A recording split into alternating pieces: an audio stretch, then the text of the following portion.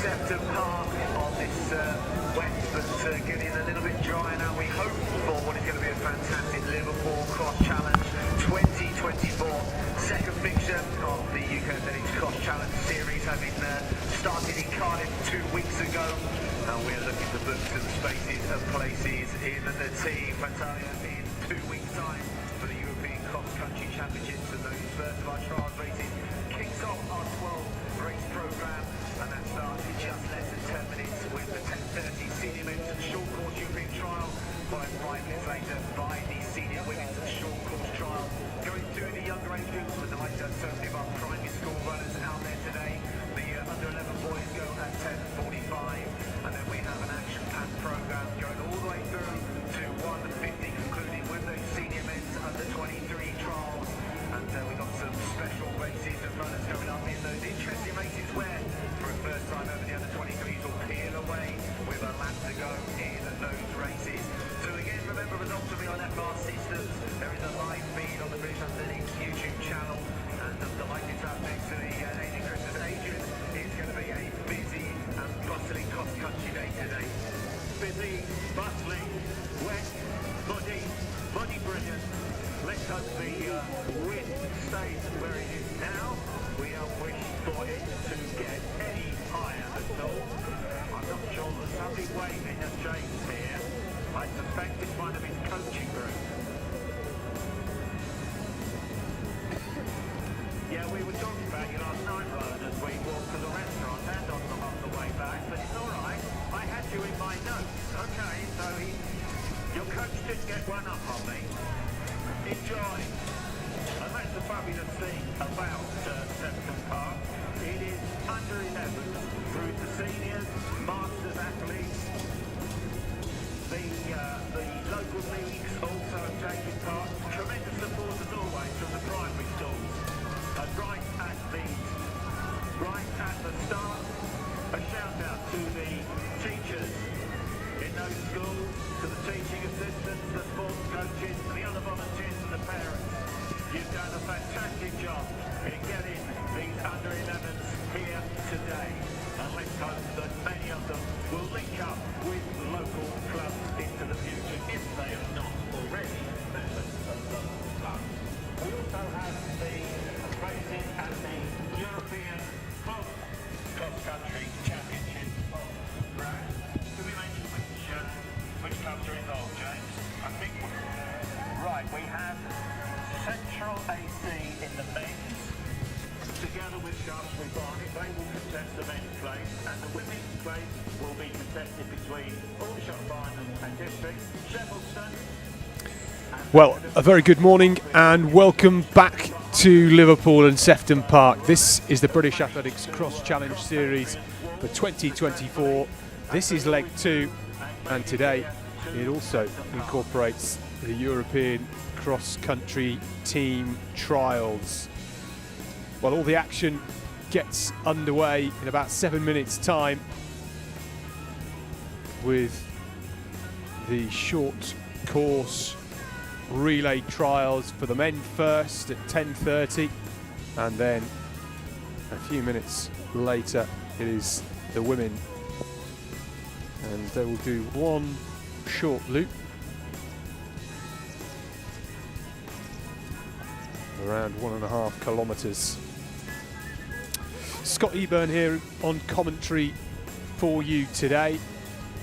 Timetable, we finish things off with race 12 at 1:50 p.m. That's the senior men's and under 23 men's European trial. More on that later on, and a bit of a change for 2024 here in Liverpool. We also have the under 11s as well, a very unique event in the sense that we incorporate all age groups, and we also have the local leagues as well.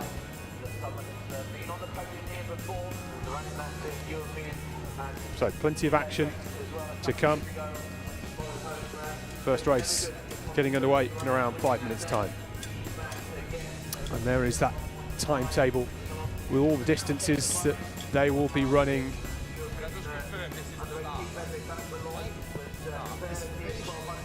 We'll talk about the qualification as well when we get underway.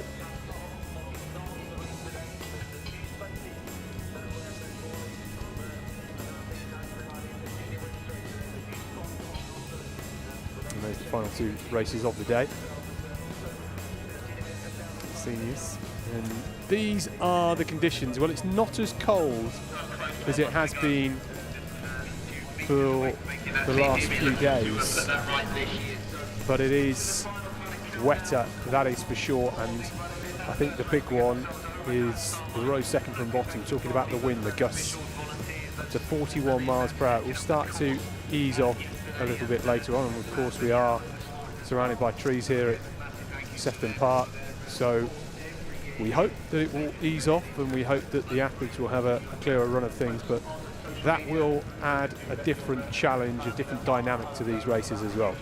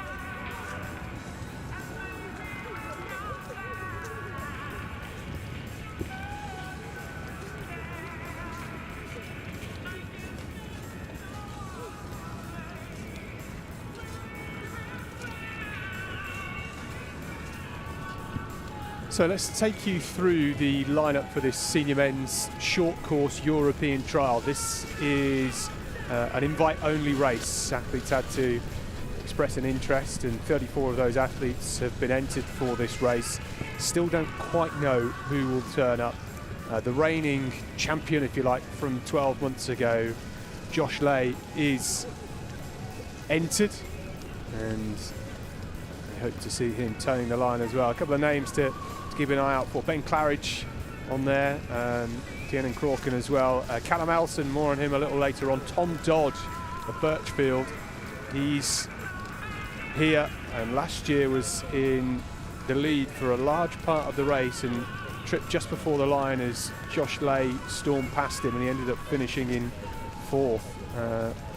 Missed out on team selection. Alex Malloy's in there, Josh Lay, Rugby Northampton man. James McMurray as well from St Albans. Keep an eye out for him. It's always difficult this time of year. Athletes maybe 6 weeks into their winter training. Difficult to know what sort of shape people are in. David Race though, Gateshead Harrier, based at Loughborough University, had his appendix out 3 weeks ago and is towing the line today, which is remarkable as well. And Max Wharton competed well this season. So there's a lot of athletes that are in the mix out of 34. Here they all are. Tom Dodd there in the all black, just gazing across the line to see who we can spot. That yellow Abingdon vest around 6 athletes in, 5 athletes in, 6 athletes in. It's Ben Claridge, stepped up from the 400 metres, 46.5 his 400 metre personal best, and stepped up to the 800 now. The 15, competed for the 1500 at the British Champs earlier this year. So, selection for this short course team, the relay at the European Championships in 2 weeks' time in Turkey. It's 2 men, 2 women per team. They can run in any order, and it is only the top athlete here guaranteed a spot.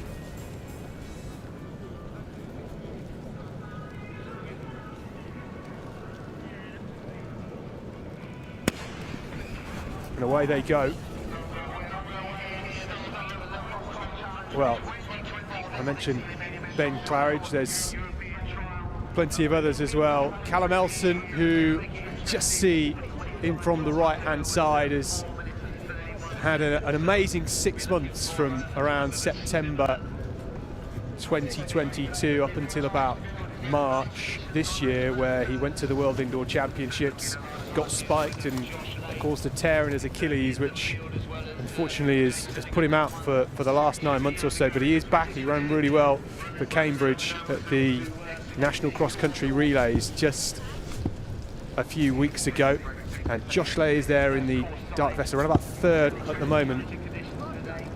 And I think that's Yusuf Noor at the front with Tom Dodd just there, and it's a very wet course, you can see already. And we've got our course map in the bottom right-hand corner of the screen. These athletes will be going from A to B to C and then back to A on the finish. So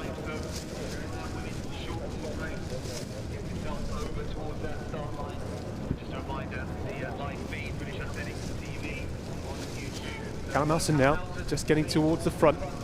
Oh, and he's just pulled up. That is unfortunate. I wonder whether he was getting clipped. Josh Lay at the front though. Tom Dodd is there in around about second at the moment in that all black strip.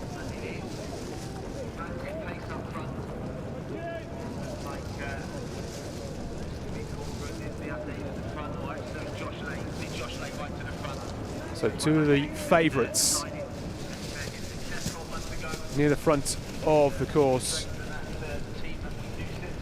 And as they meander their way uphill ever so slightly,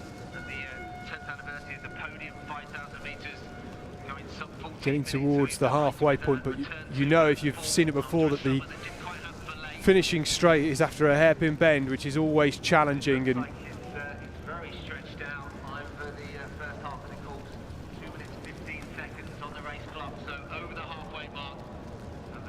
fighting now through these conditions. Alex Malloy was there in the leading pack as well. And here they come.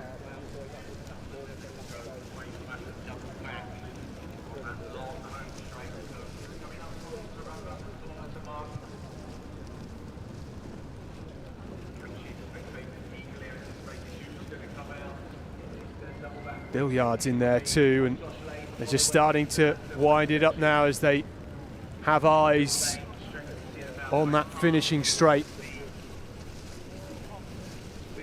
Josh Lay is there, so's Malloy, so's Dodd, and looks perhaps like Tyler Billiard is in the mix too, and it's a lovely shot to see them all coming down past the support here at Sefton Park. It's an early start for these distance runners, and Malloy is there. Billiard is just to the left in around about third at the moment. In that yellow strip is James McMurray of St Albans. We said he might be in the mix, and it is only the first athlete to get selected for the team. The others will have to wait and see in the selection meeting on Monday. But Josh Lay with a huge lead here. He's fresh off that big 5K personal best at the podium 5K just a couple of weeks ago. Billiard and McMurray fighting it out with Dodd and Malloy, but it's Josh Lay at the front. A look on his inside shoulder. He is away in clear, and he is striding home to take another win here in Liverpool. Around 60 metres to go. This is quick. Last year he won it in around 4:28. It's looking good. It's Josh Lay to take the win in only his second race of 2024. He's got that winning formula at Sefton Park. Josh Lay across the line. Billiard in second. Malloy there in third. McMurray in fourth. And that was Kane Elliott just coming across there in around about fifth. And now they all come over in a flurry. But Billiard and Higgins, McMurray, Dodd down in sixth in the end. Hennigan's there. Well, Tyler Billiard has put himself in a great position to get selected, finishing second here. We saw Adam Fogg finish second last year, and got selected, went on to win that European bronze medal in a really close fought battle.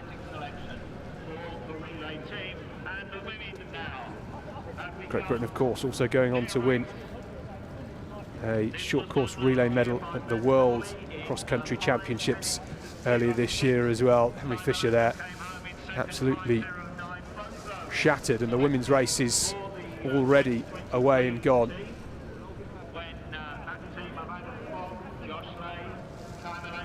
So, some of the runners and risers in this one then. Not as hotly contested as the men's race. Holly Parker there near the front, and Amy Griffiths as well.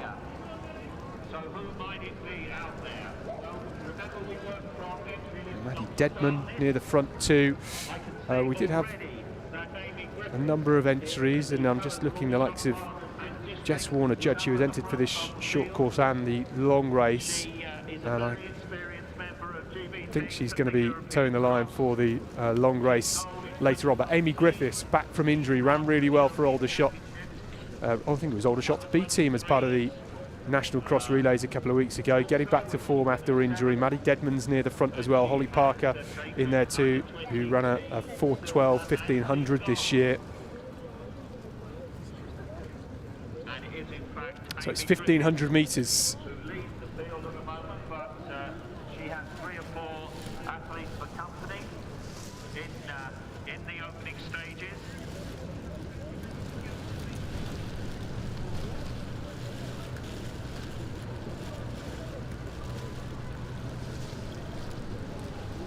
So Deadman just getting to the front. Yes. Right, we're going past these toilets, we'll stop outside here. Also after the World City athlete, she has PB for 1500 at 4:13.63 and 4:35.52 for the mile, one of the quickest in the field. Lauren Church, the Reading athlete, Just starting to stretch the field now. Paneling. She too is up there, the England 1500 metre silver medalist in 2024. Lauren Church is there in second. Starting to drift behind the trees. Ben. That is the guaranteed selection. Ben.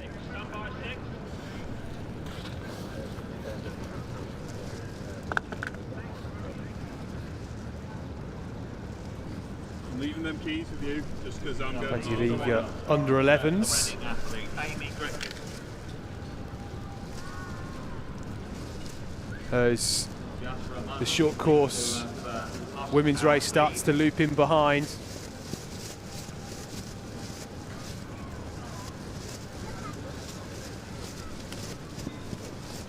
So the women now turning. Griffiths just heading back. Ives is in there as well. What in a moment will be the Remember, only the top athlete will qualify.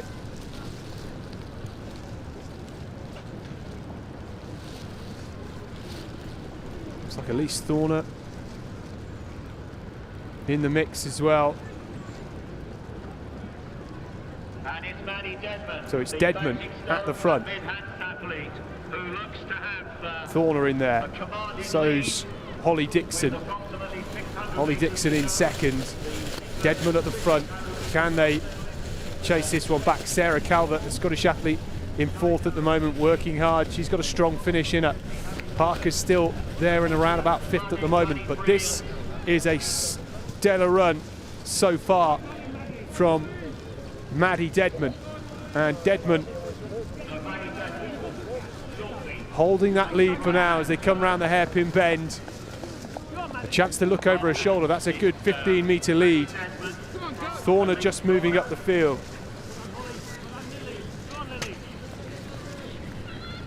Remember, only the top athlete guaranteed a spot.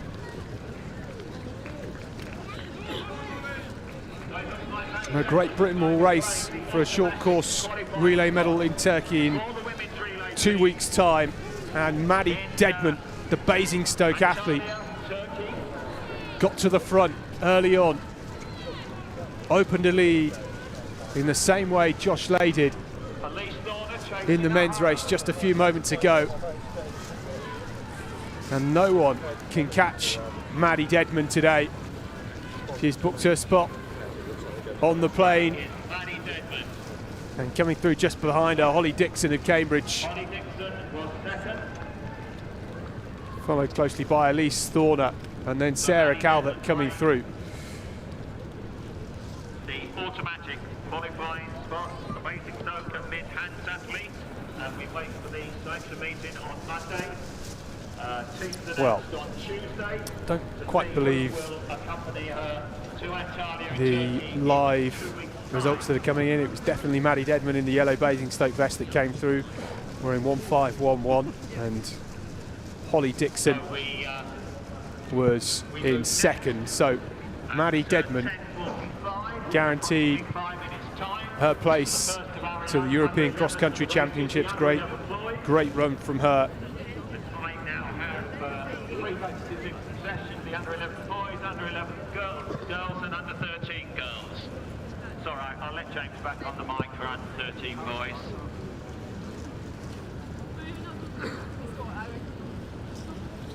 As I said earlier, huge shout out to the primary school teachers, teaching assistants, other volunteers in those schools, the parents, bringing so many under-11s here today. You can see them matched quite literally at the start.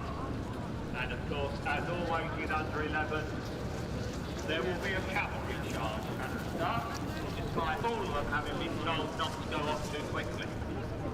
That will last for about 40 or 50 metres before they settle down into their... Well, little false start. The officials weren't ready. The hooter was sounded.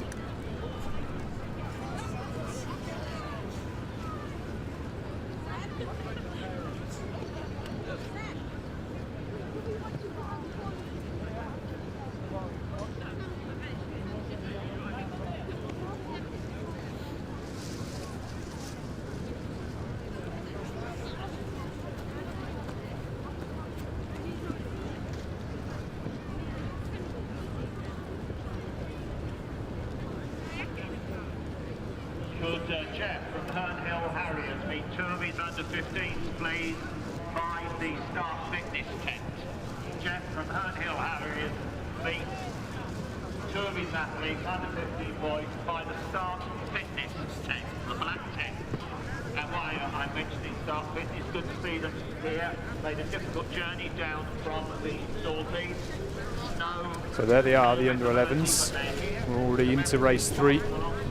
Josh Lay and Maddie Dedman booking their places on the plane as part of the GB relay contingent.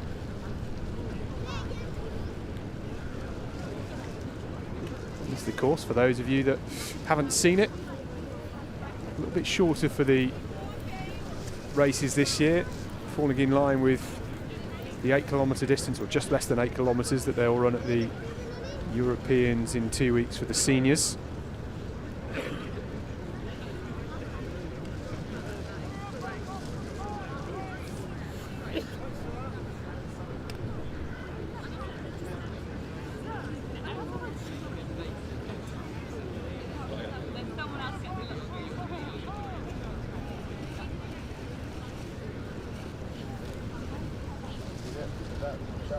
That's where you're going to win the race.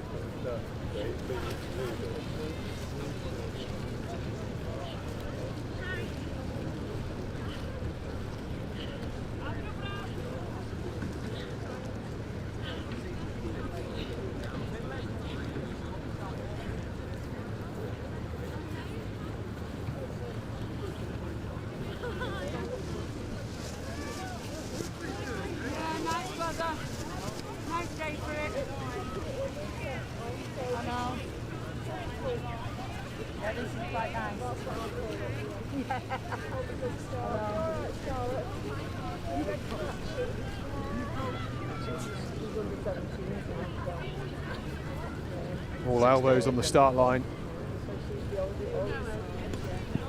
They've been held a long time, but away they go.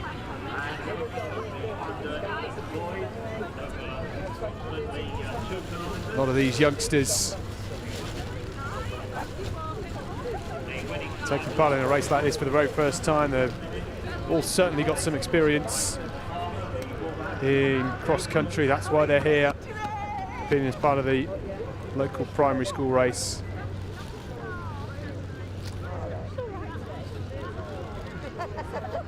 Almost 300 entered into this.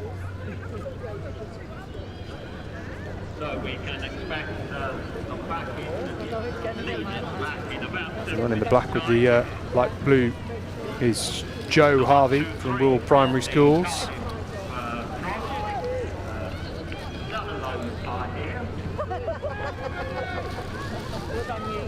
And Seb Buxton from the city of Stoke in there too. And you'll often find with some of these youngsters, and we've all done it, myself included, in your early days of cross-country running, blasting the first 100 metres or so and paying for it heavily, but those that are a bit more experienced and maybe just a bit more used to these types of races will be a bit steadier about how they go along with their races. So it's 2 kilometres these youngsters will run, same as the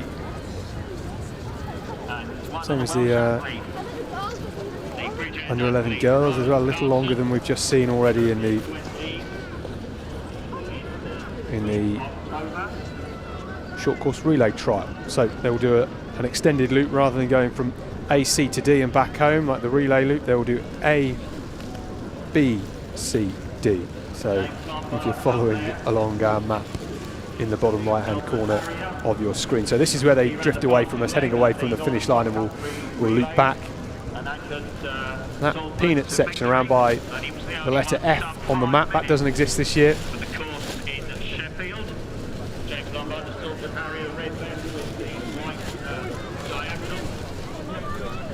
James Lombard there from Salford.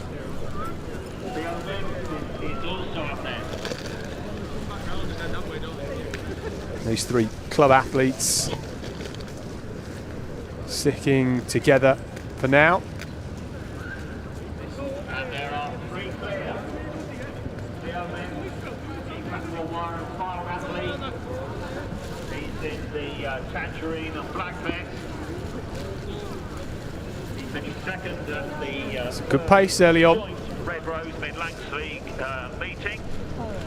And was second in This Liverpool Cross Challenge Series, as always, incorporating the European trials and the Red Rose and Mid Lancashire Leagues, as well as these primary school races as well. black and red hoop. Ron Carson in mainly yellow vest and bridge end. It has got some blue hoops on it.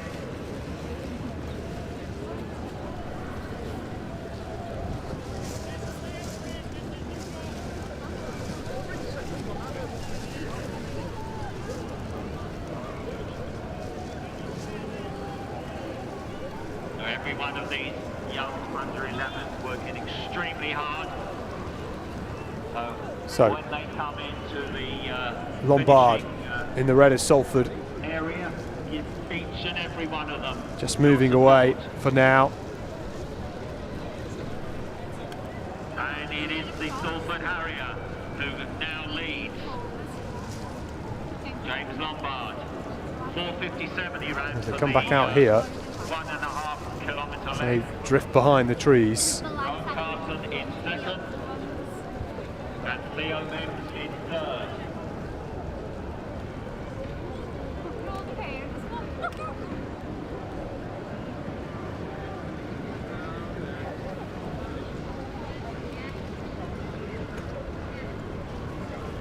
You've been praying.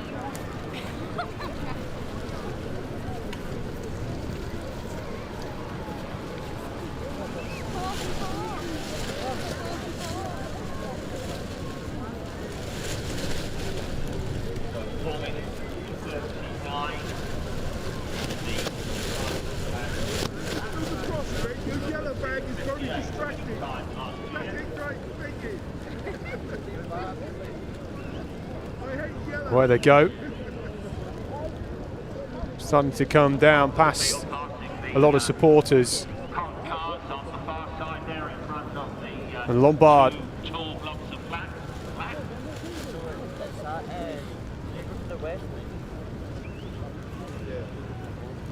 with Rowan Carson in hot pursuit.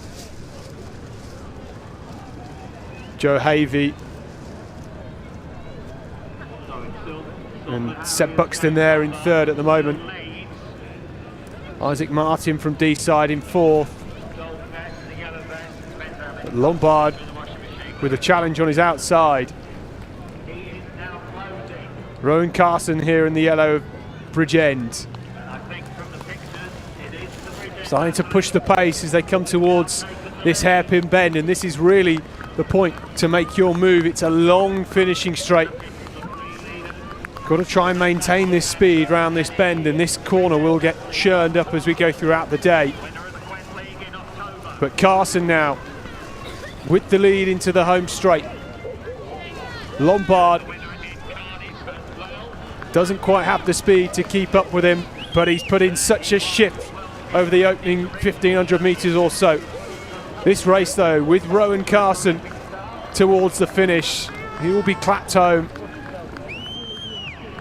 by all the supporters, all the family, friends, coaches and athletes watching on. There's Seb Buxton from Stoke in third, who's been near the front this whole race. But Rowan Carson then to take the win here at the Liverpool Cross Challenge in this under-11s race. Arms out wide. That's going to go on the wall, and I'm sure he will be talking about this in 20 years or so. Only he will be back to Liverpool, I'm sure. There's Lombard crossing the line, Buxton as well, and D-side's very own Isaac Martin coming across in fourth.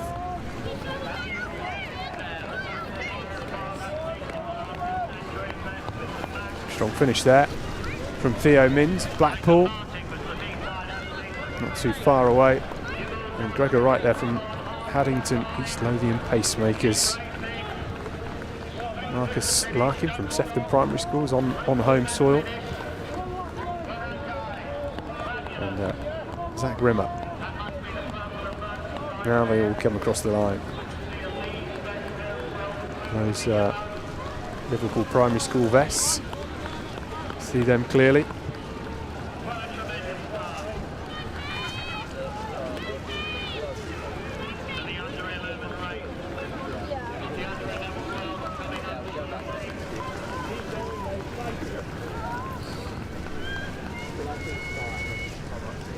So the under-11 girls race up next.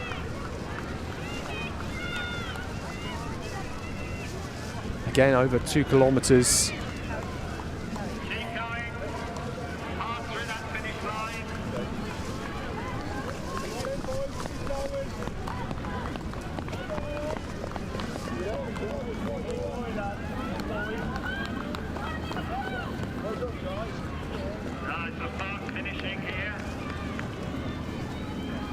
So the athletes are currently being held behind this start line. You can just about see the sprayed white line a couple of metres in front of them. So the athletes are held there.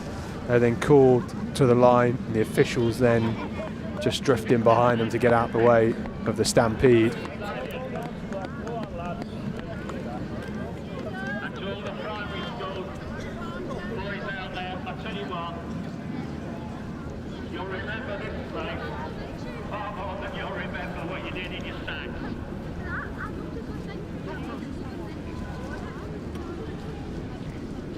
Still plenty to finish.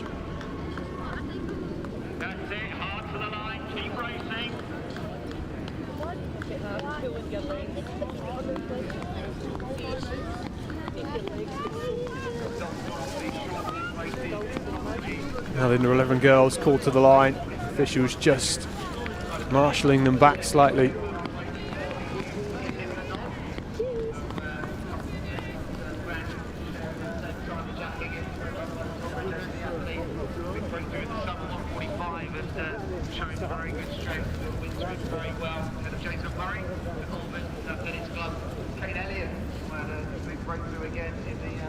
Well, this is where you have to keep on your toes for that gun. And away they go.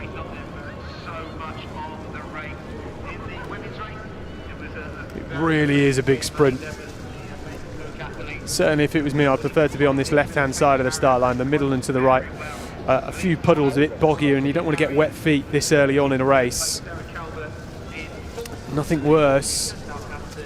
You've also got to try and keep out of trouble on other people's arms and legs, because no doubt we will see some fallers in this opening straight early on.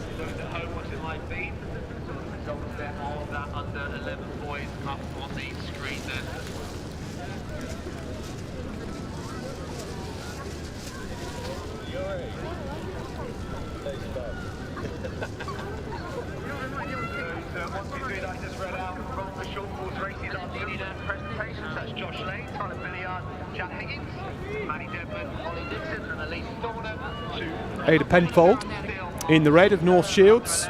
Strong start from her.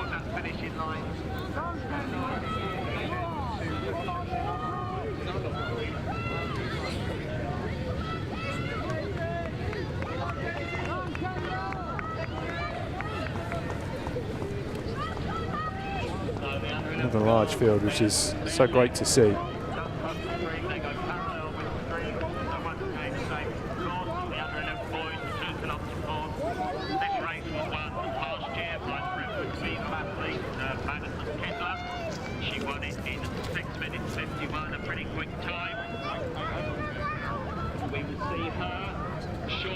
I hope, in the U13 Girls race. Now from Cardiff, we should have here, we have excellent breakfast beagle, who was first in 5:53. So they're just starting to drift away and start to loop back round towards the finish. Almost 250 athletes entered in for this.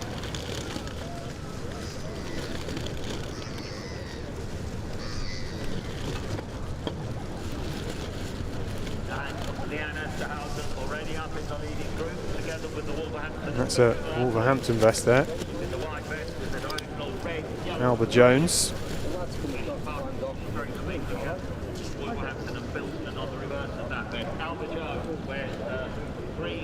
It's an awkward slanting section, but firm at the moment, and a nice way for the camera there as well, and another.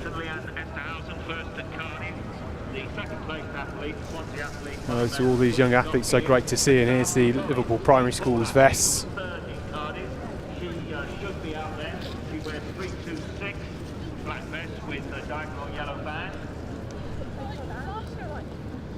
It's a blustery old day.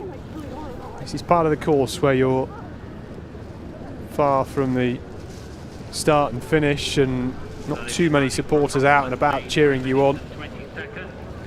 You're out of that initial energy burst that you get when the gun goes, and have to settle into your rhythm, or maybe pay for the quick start.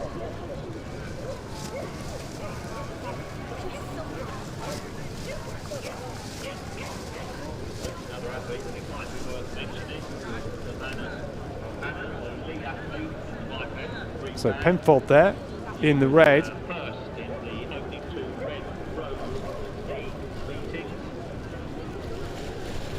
And way ahead of her at the moment is Alba Jones from Wolverhampton and Bilston. Good group of Warriors athletes out there doing that. Warriors Fitzcatherine Athletic Club. She was the fastest leg at the North Country relay. She went 3:32. They drift behind these trees at the top of the course, meander their way through, always very leafy underfoot. Another section which might cause a slip or a trip, but this is Alba Jones here, looking really strong and sticking to the edges of the course.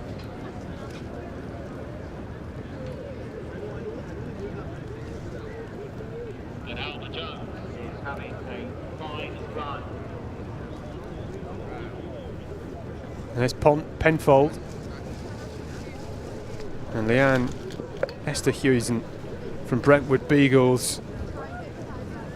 With Coco Cezalowska as well. There's Alice Baranowska. Chloe Wilson as well from Watford. All starting to build as they turn left from this section here, and well, you can see now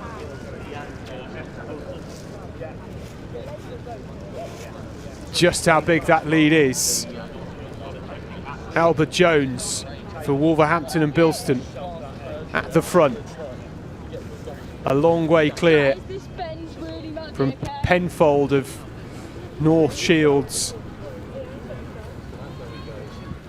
It's tight at the moment. In third though.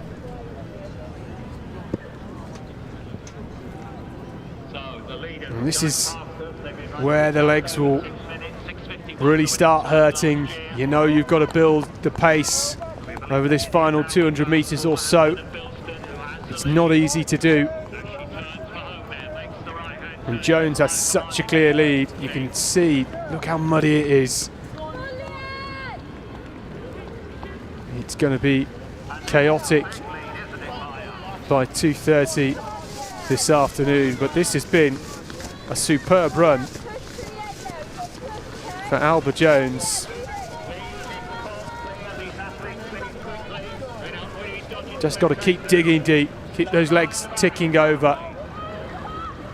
Penfold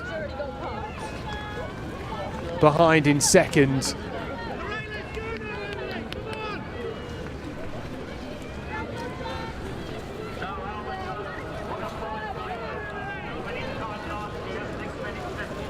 Well, Albert Jones, Wolverhampton and Bilston, this is going to be a big, big win for her in this under-11s race. Look at her now with that sprint finish. She is absolutely delighted. It will hurt, no doubt. She looks exhausted, but there will be a big, big smile and a big hug as well from her supporters here today. Penfold across the line. Started strongly and done really well to hold on.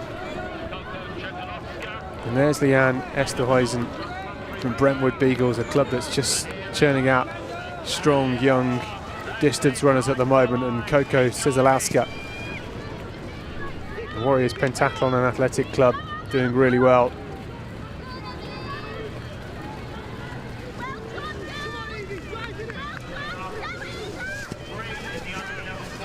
Big sprint finishes here as well.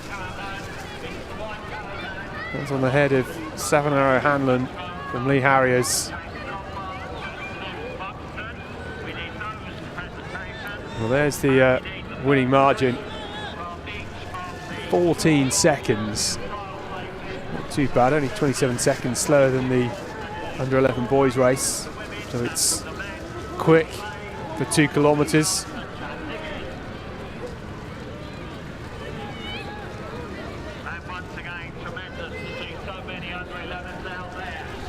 And that next race already on the start line. The under-13 girls, 3 kilometres.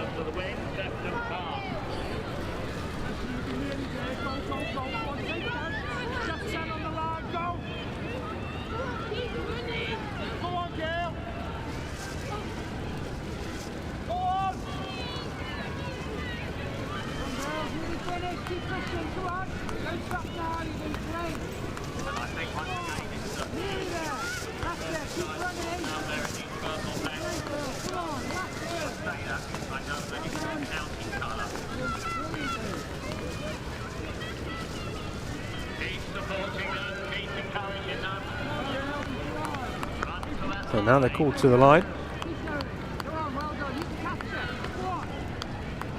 You've got to have nerves of steel, haven't you? Hopefully get your foot on some firm ground as well. Under-13 girls underway. The under-11 girls still just finishing here. All 240 odd of them. Look at those puddles by the start though in the bottom right-hand corner. lot of athletes trying to miss that already. It's a lovely wide starting area, and it's a strong start at the front. And that's Maddie Kindler, another Brentwood Beagle.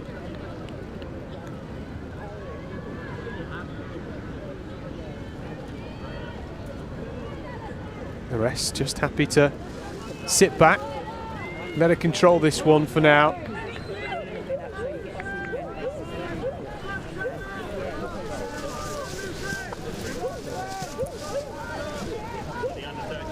Kindler taking that outside edge. That's a little bit drier, and all the other athletes following suit. So 3 kilometres is one long lap.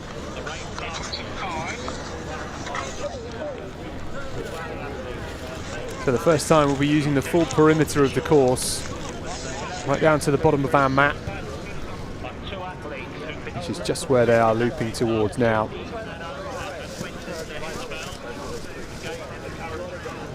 And away they go.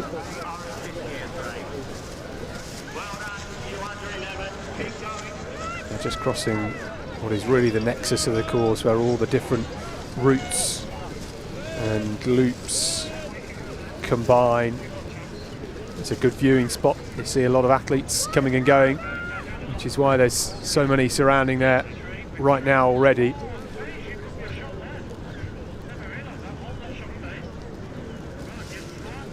I was just about to go to the result from Cardiff, where Madison Kindler, the Brentwood Beagle athlete, was the domestic winner by some 14 seconds, and as they crossed the stream and went out to point A, it was the Brentwood Beagle athlete, Madison Kindler, who is leading the field in the early stages. Can she repeat her victory from Cardiff? She did last year as an under-11, first Cardiff, first Sefton Park last year. She should be, I think, in red and blue socks. So Elizabeth Hutchins there in second at the moment. We're all starting to stretch out. Esme Cameron of Liverpool too, and there was Lucy Dalamere of Southport Waterloo.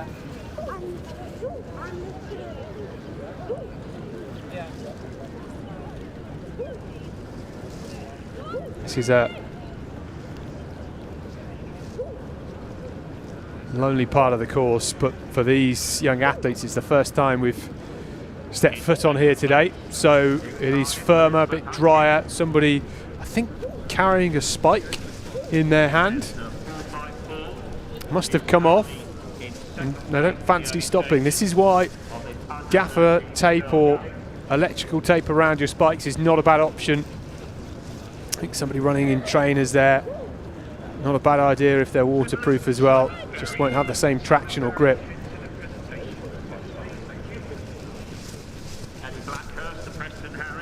Football boots or rugby boots, not always a bad option either.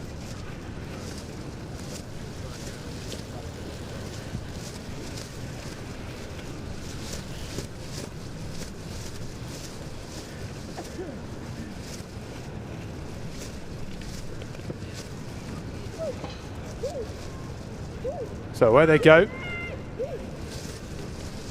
and we'll loop back round. They've done the first part of the bottom section of the course now. She'll be in the yellow vest. Madison Kindler has had an incredibly successful start to her 2024-25 cross-country season. Carrying on where she left off as an under-11 in 2023. She was fastest at the cross-country relays, the English cross-country relays. She got Brentwood Beagle in 10th and 3rd on the final leg. She was the fastest there by some 28 seconds. So it's no surprise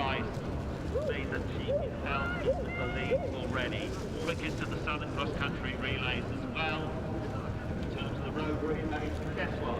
Quickest of the English road relay, quickest of the southern road relay.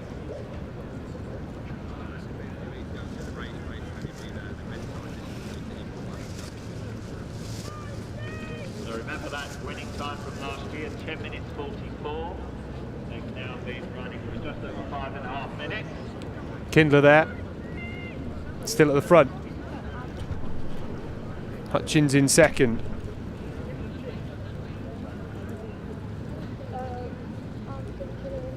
That's Ellie Blackhurst as well from Preston. Ian McGoldrick from Settle Harriers. Such a diverse range of clubs up and down the country, left and right, all represented here. Isabel Beddoe as well, with the Warriors Pentathlon and Athletic Club. Poppy McKenna of West Cheshire there. But Kindler from the start, still in front. Then 4-1-0.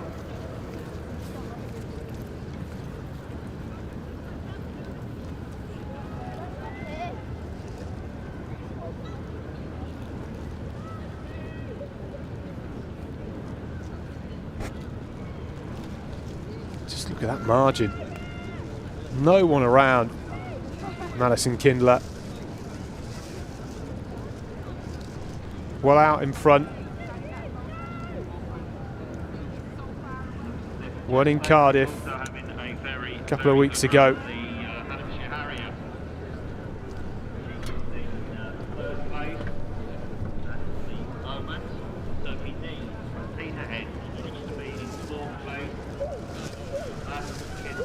Hutchins is still there in second at the moment, with Blackhurst in third. Those two athletes in close proximity at the moment.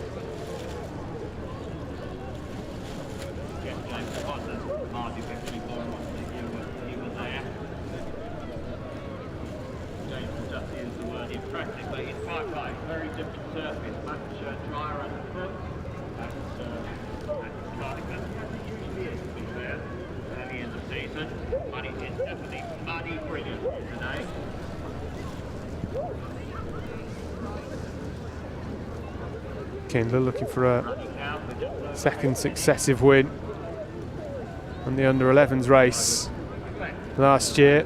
2.5 minutes away from finishing.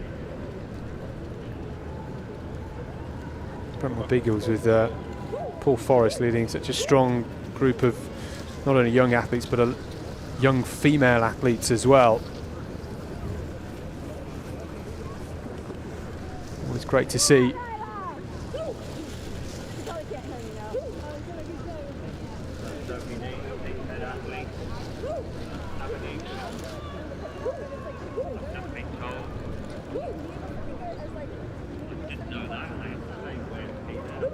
So, Kindler there,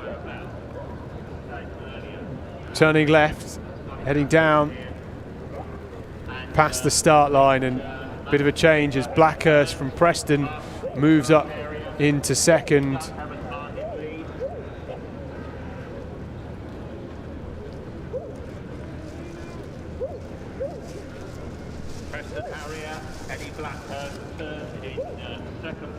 What a fantastic tree that is as well. I'm sure somebody with local knowledge of Sefton Park will tell us roughly how old it is. Marvellous. Love a good wintry autumnal tree. The athletes though, coming down past the finish now. They will have a 180-degree turn, and all of these supporters will flip round as well to see Madison Kindler fly towards the finish. She's looked really composed here. Blackhurst is still in second at the moment.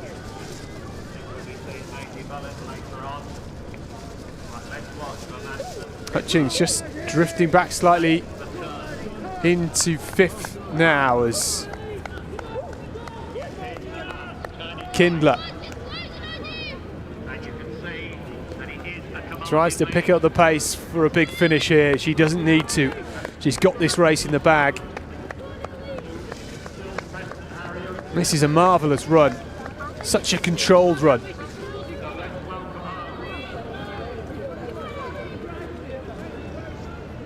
Some words of encouragement on the sideline as well for Ellie Blackhurst. Looks like she might just hold on to second, the Preston Harrier.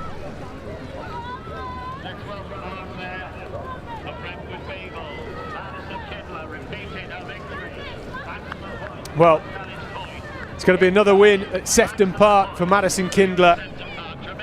This time in the under 13 girls.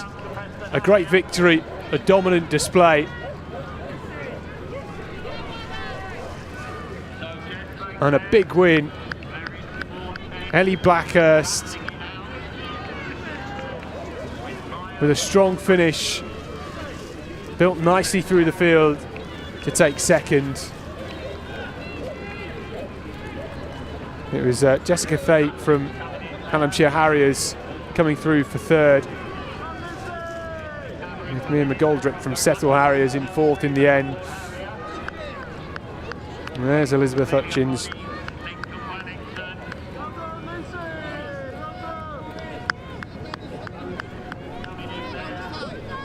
Right, it's a compelling win.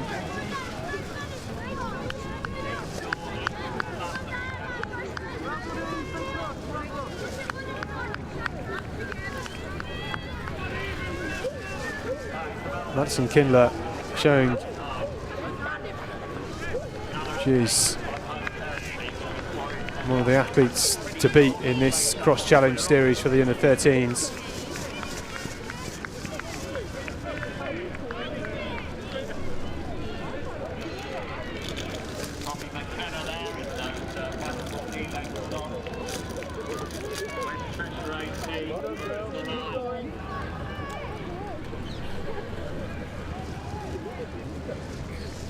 So top three from Cardiff in the under 13 girls was Madison Kindler, Elizabeth Hutchins and Ellie Blackhurst. Blackhurst just jumping up one place. Of course, not everybody doing every race within the series.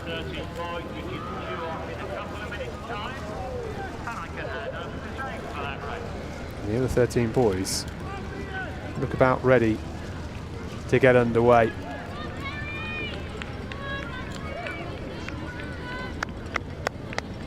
They won't be able to go off until all of the under 13 girls have finished. They certainly got into the finishing straight at least. Big wave for the camera. Hello, young man. Welcome to Sefton Park. I think they'll be grateful it's not as cold as it has been over the last few days. We've had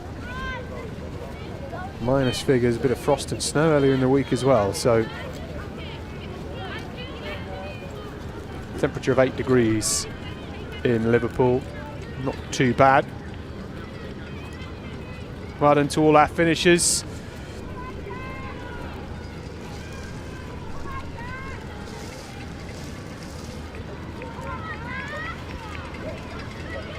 We've all been there as a young athlete, standing out in the cold in the winter, getting ready to start your race.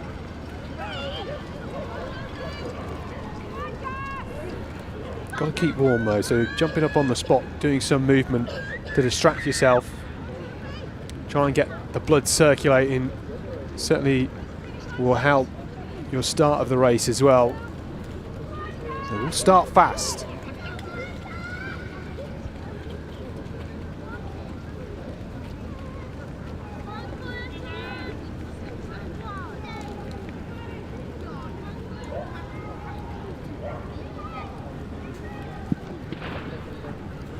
Off they go. The under 13 boys race 6 of the midway point of our 12 race program already. This is always again one So bang on time. of races and the gold vest. Anybody had a victory today? Under 13 boys race. Was the winner that day. Ocean Phillips in second. Jack Marowanski winning 12 months ago here, 10 minutes and 37 seconds. To give you context. Win here. It's great start to the campaign. Adding towards your tally for the Cross Challenge Series, where a win gets you points, and they are combined at the end of the year to understand just who wins the Cross Challenge Series for the under 13s, which is the youngest age group we include within the Cross Challenge Series. And Sam Cousins won in Cardiff just a couple of weeks ago. Oliver Cobbold was in second, and O'Shane Phillips of Cardiff in third. Sam Cousins at first year under 13 as well, so even more impressive that he was taking the win in that age group as a real youngster. They're all young, aren't they, but a real youngster. Big races are to come later on though. Of course, we've already had the short course relay trials for both the men and the women. We do have the European trials for the juniors, under 23s and seniors. Those races get underway at 12:05, starting with the under 17 and junior women's race. They're combined, but only the junior women will race at the European Cross Country Championships, and we have a very, very strong junior women's team. More on that later on. Nice to see a bit of bark put down to try and firm up the ground. So as they start to stretch out, we will begin to see who is at the front. And that is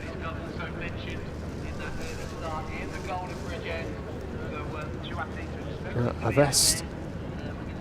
I recognise the Darlington Harriers vest. That is Ollie Curran.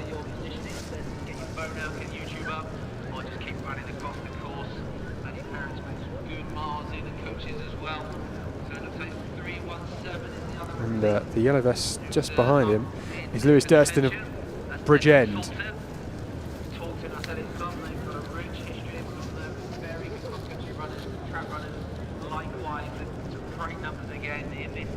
So, starting to stretch out.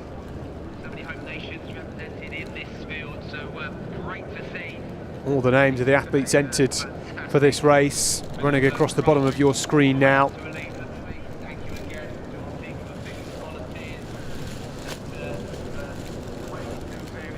A huge thank you to all the volunteers and parents braving these conditions today. It takes a lot of people to plan and execute a cross-country meet like this. These barriers and marking out the course don't set themselves out. So thank you to all our volunteers. Thank you to our camera operators as well, who are out there, some of them on podiums, braving these 40-mile-an-hour or so gusts of wind.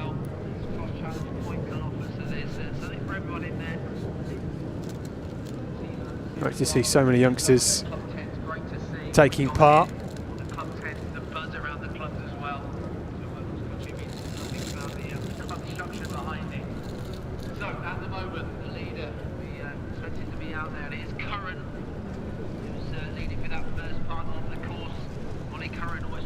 There they are, flying past. Again, these athletes doing one long lap, so they're just starting to snake their way through the bottom section of the course.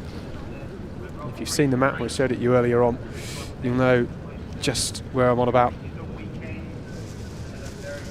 Just looping around the upside down shoehorn. There's some parents running through the leaves trying to get to the next viewing spot. And that's one of the interesting things about cross country and some of the road relays as well. Probably the only races you have to actually run after to watch them. But not if you're at home and sat here watching with us on British Athletics TV, or if you're watching back as well.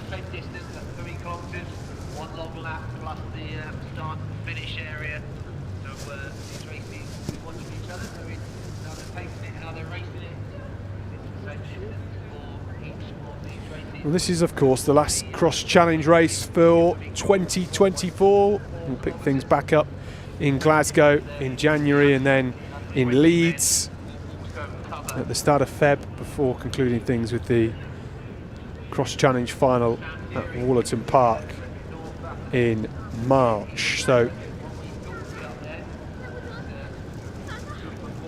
plenty of winter mud and miles to come for these young athletes, just navigating their way through this steady incline. On the right hand side of our course,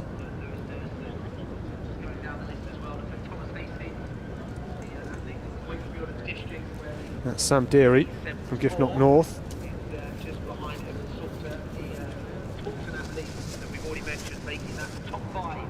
In this U13 Boys, 6 minutes 20 seconds into the race, so we're into now the second half and into the latter stages of what is a very, very well contested one of our age groups out there.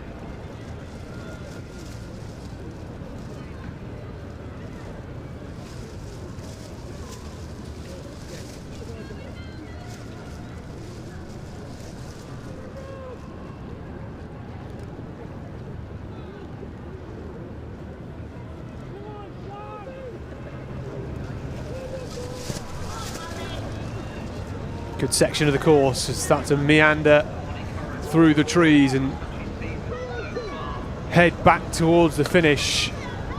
They've done some of the hard work here. Still a good kilometre to go at this point.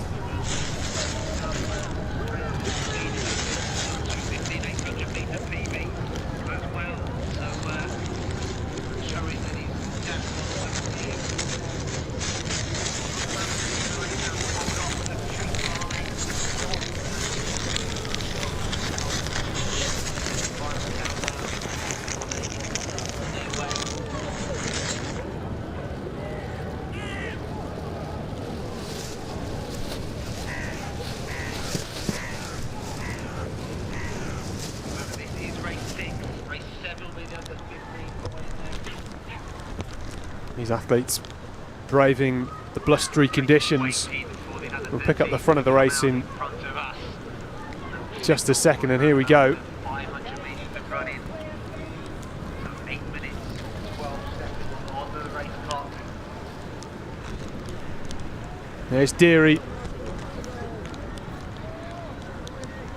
Salter in there as well. Hastings too.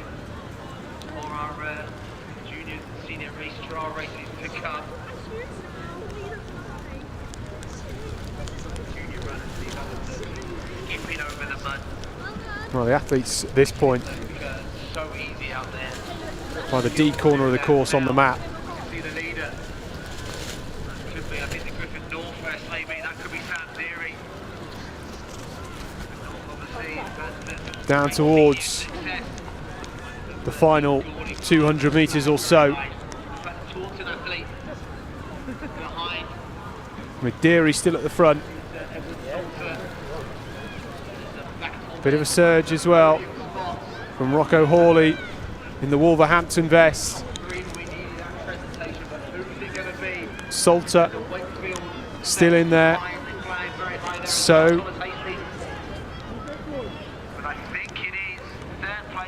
as we come towards the finishing straight,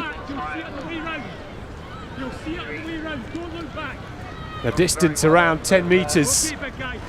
Deary looking to hold on. What Salter got left in second. Hastings is in there too.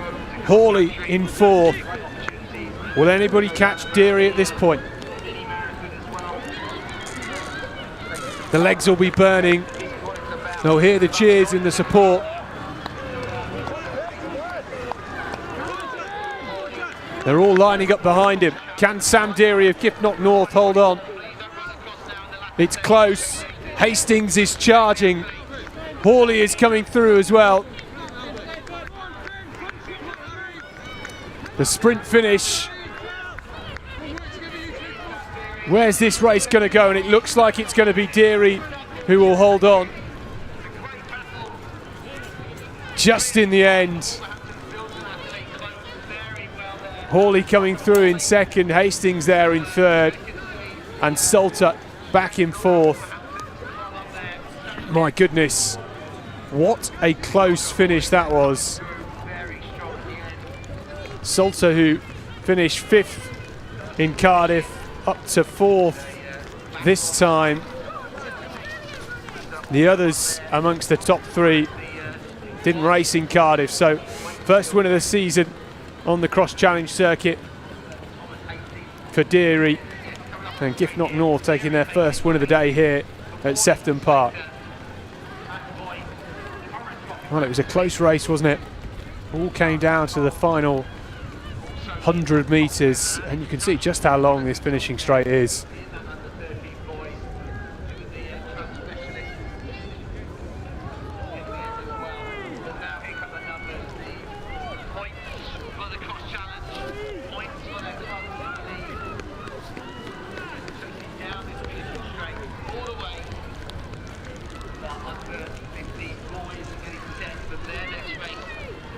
So, as we stay with some of the other finishers,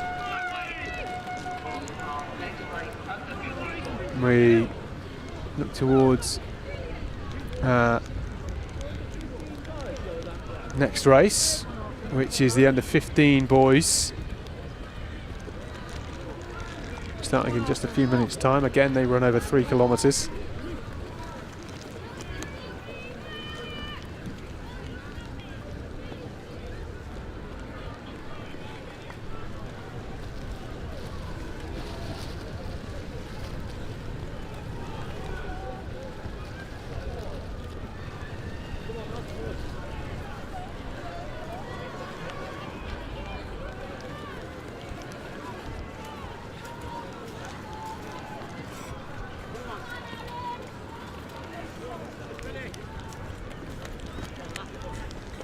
Some nervous and chilly faces. It's part of the under-15 boys cohort.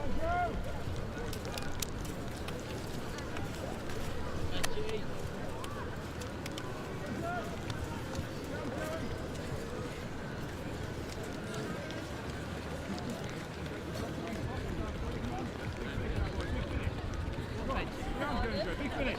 Big finish. Andre, big finish.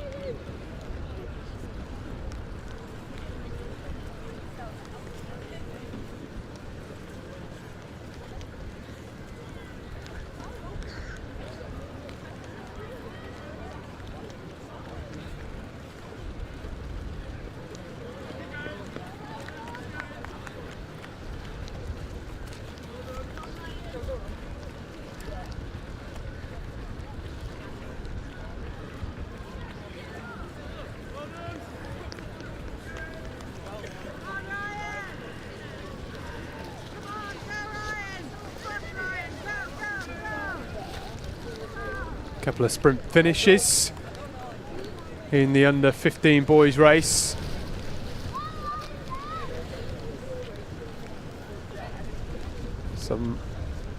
Quite a bit of pain and retching through.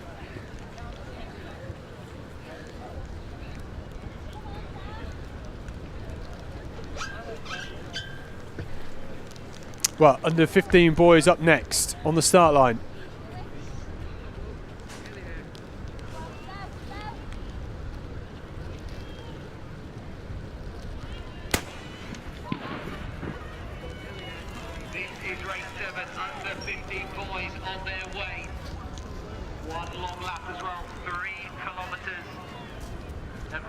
What a win 12 months ago, 9:26. That was so impressive. Alan Dick from Roy Taylor were the top three. So off we go. Cardiff, Ewan, Whitehall. Huge field for the under-15 boys. An impressive top three. Just 2 weeks ago. Starting strong. Adrian said slightly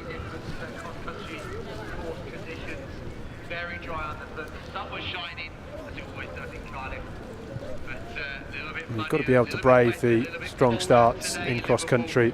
But what an atmosphere, what a setup, and this is such a highlight of the cross-country season. This Yarid Alem near the front for Leeds City.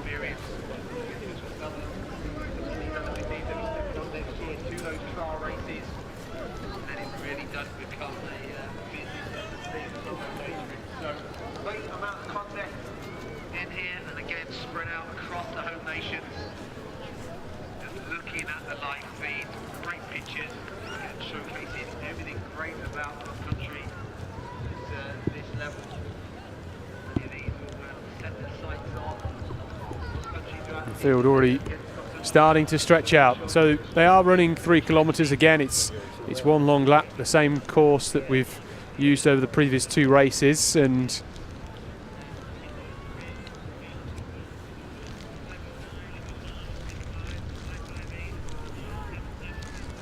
just to talk about some of the results from Cardiff a couple of weeks ago. Ewan Withnall, the Burton man, won by 2 seconds, and here he is at the front of this race again. Louis Muir was in second, and I think that is Louis Muir right next to him as well. So top 2 from the previous 2 races, and from the previous race in Cardiff rather.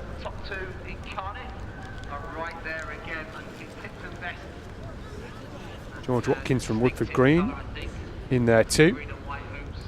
And then Will Delamere from Southport Waterloo alongside Freddie Gibson. It's a slightly different route, and that's always an interesting one in cross country when you watch it. People looking for any firm ground, and sometimes it takes them right the way across the field. And that's exactly what Watkins was looking for.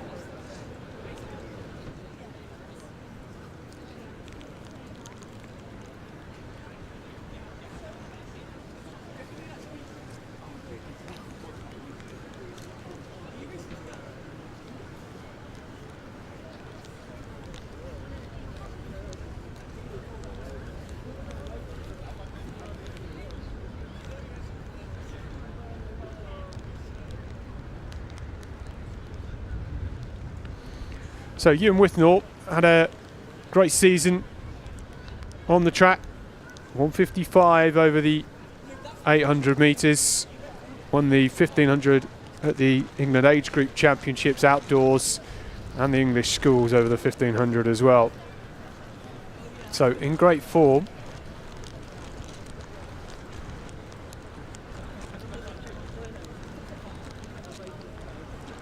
Muir certainly developing well over the winter. He's there in the yellow. And Freddie Gibson as well. Seen him over the summer performing well over the track.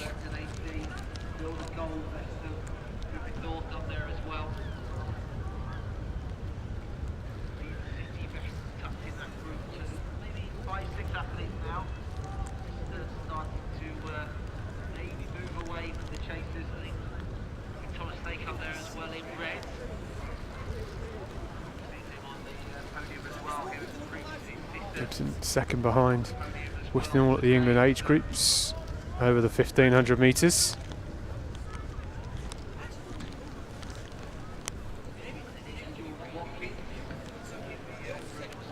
Second in the English Schools Cross Country Championships as well this year.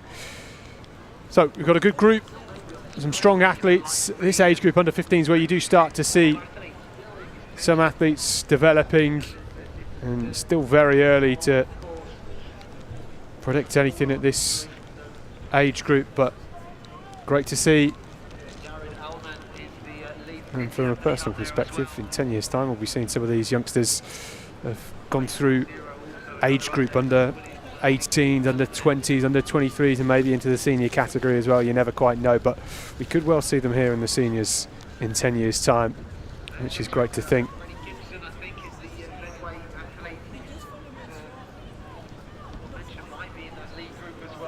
some of the athletes in the senior races later on we'll have seen from youngsters as Withnall continues to lead. Muir is in there.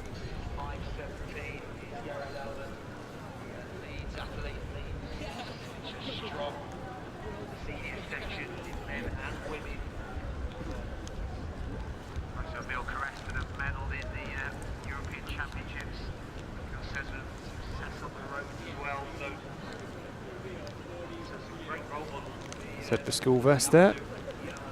That's George Martin.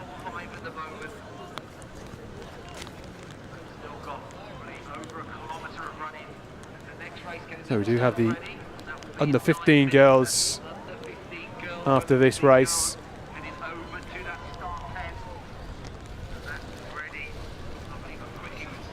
Just coming past the 2 kilometre mark in this race. See them all stretched out.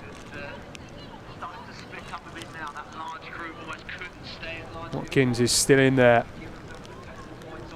Reed LM at the front with Withnall.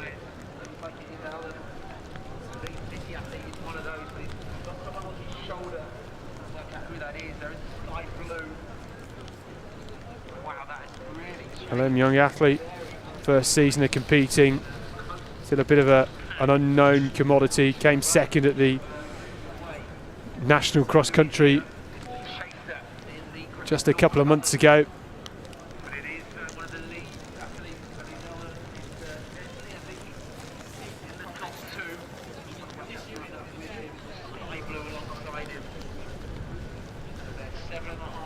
Toe to toe then, Withnall, LM.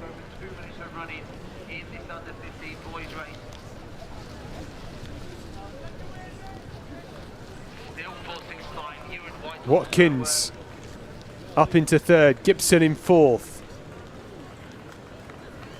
Coming through for Menai, Shane Parry ran well in Cardiff, finished third in that race. Looking at athletes inside the top 20, top 30 now is in the bottom right, Withnall and LM fighting it out.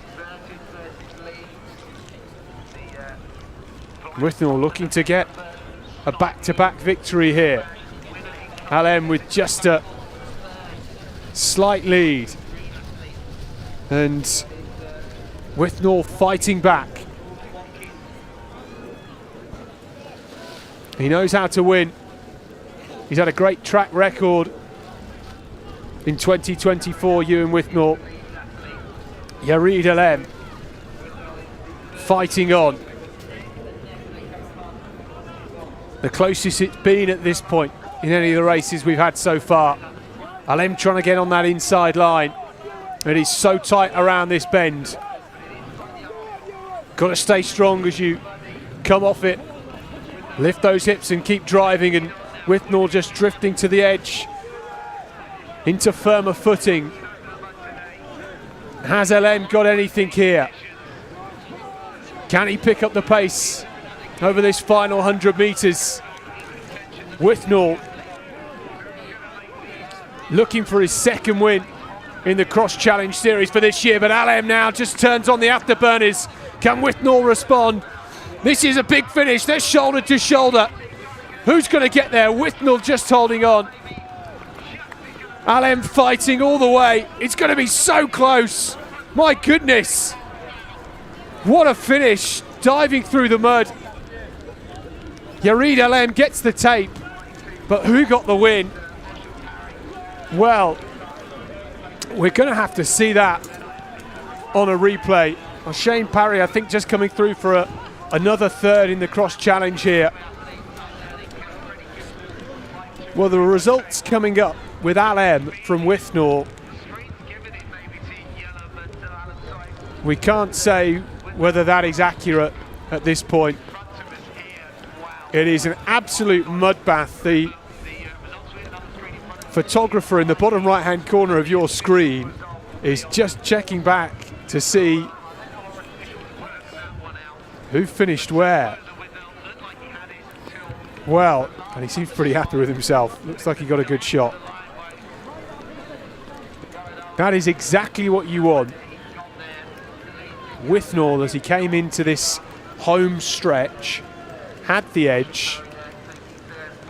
He had that inside line as they came around the hairpin and managed to hold on to that for almost the whole straight until Yarid Alem of Leeds City got round him right at the line. Did he get there? Did he manage to get a shoulder in front? We shall see.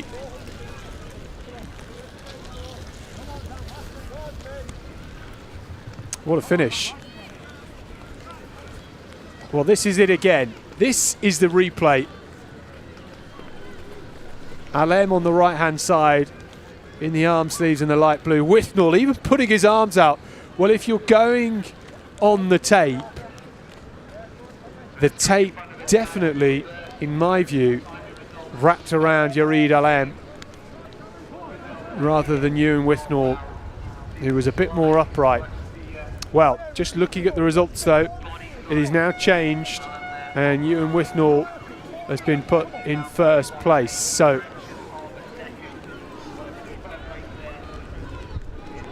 perhaps that's the official confirmation. We shall wait and see, but what a finish to this under-15 boys race here at the Liverpool Cross Challenge.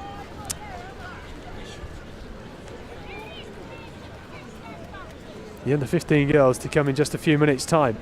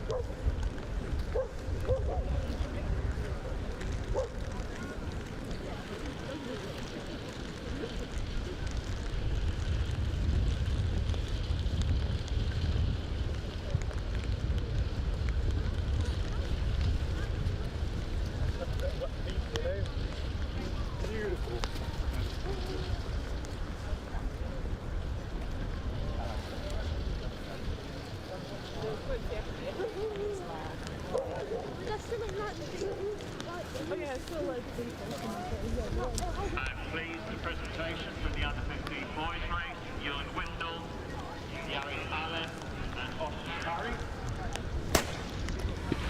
Away we go with the under-15 girls then. Race 8 of the day.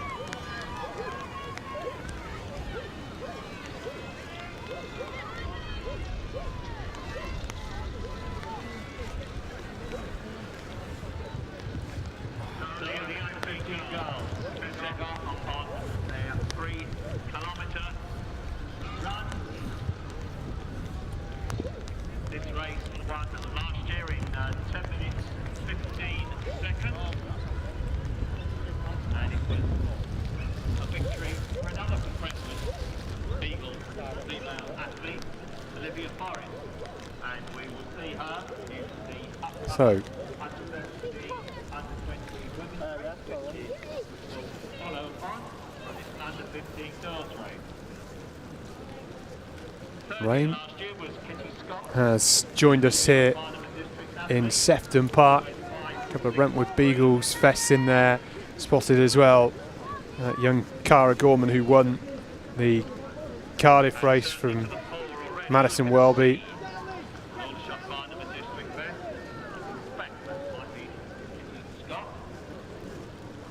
We have the 1, 2, 3 from Cardiff here. Cara Gorman, the Winterstown, Eton and Hounslow athletes, formerly, I believe, Again, another strong field assembled. Madison Welby in second. And they too will do one full lap of the course at Sefton Park. Phoebe Langdon 6.50 and Cara Gorman 6.47. Cara Gorman also had a good run at the Southern Cross Country Relay.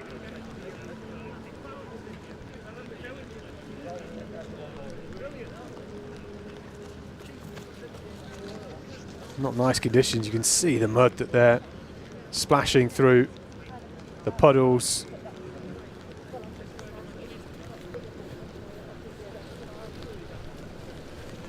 That's Kitty Scott at the front for Aldershot. And the early leader is Kitty Scott, the Aldershot Barman district athlete who had a tremendous 2023-2024 cross-country season. She took the silver medal at the Southern, bronze medalist at the Phoebe Langland's in there as well. Finished third in Cardiff. and the reigning English schools champion.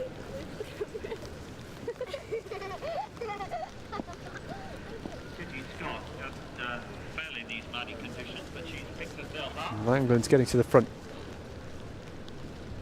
Gorman up into second. And Heidi Woodley from Brentwood Beagles near the lead pack as well. Second place currently, she was third at Cardiff. Trinity Conway from Birchfield Harriers in there too. Good to see a Birchfield vest. So strong on the track and in the field. Light dark blue, but Reconsol Valley. Said earlier, I hope that a colleague, maybe Mullet, where he was finished 5-1, is also out there.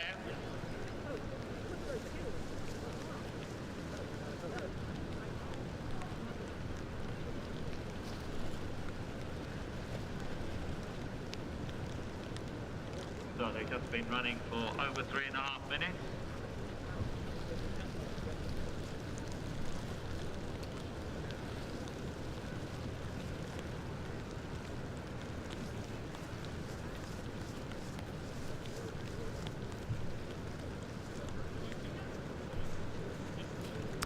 So, working their way through the back half of the course.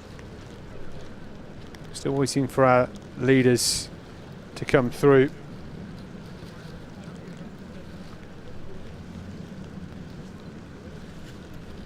That's Kitty Scott. Phoebe Langlands. And Kitty Scott has bounced back into the lead.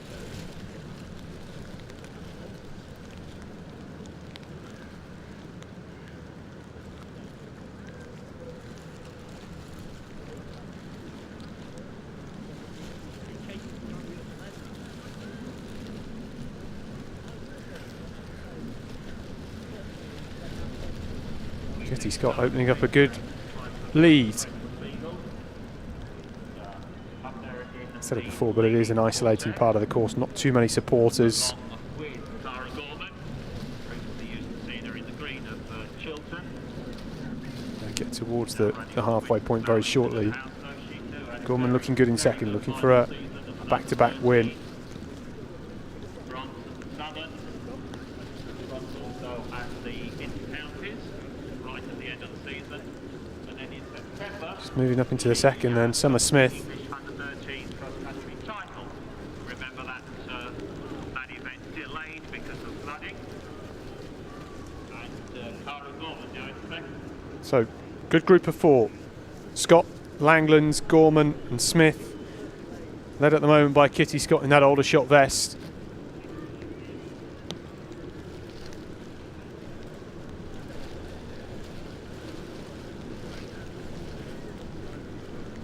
Cara Gorman finishing third in the cross challenge series for the under-13 girls last year. It is Kitty Scott, Scott and Farnham District, who leads from Cara Gorman with the South Eastern and Hounslow. And then we have Summer Smith, the Brentwood Beagle, in third place, and Phoebe Langland, Rink and Saw Valley in fourth place. So Scott, Gorman, there's Smith and Langland as well.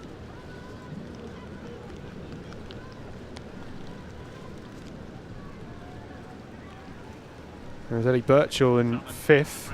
Beagle athlete also had a very good final season as an under-13.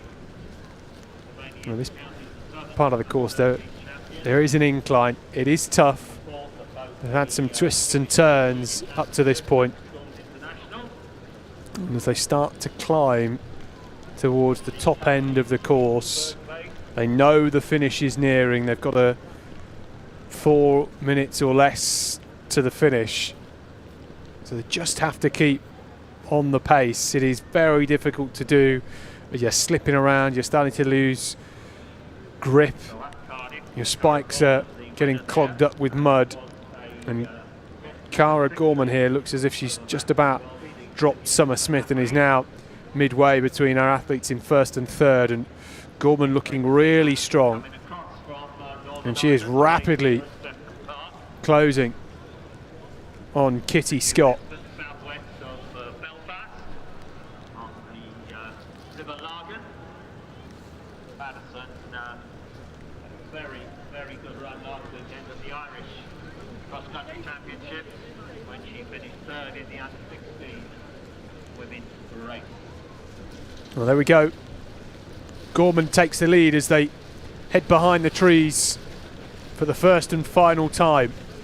They will loop behind the starting line, and when they come back out, they will see the finish before they head out and back at the hairpin bend to the finishing straight. And there is still a lot of running left to go. These two, Kitty Scott on the left, Cara Gorman on the right, just behind them in the blue of Brentwood Beagles. That is Summer Smith. Phoebe Langland's working hard and staying in fourth at the moment. Ellie Birchall there as well. She's in hot pursuit from Heidi Woodley. The longest time leader, Kitty Scott.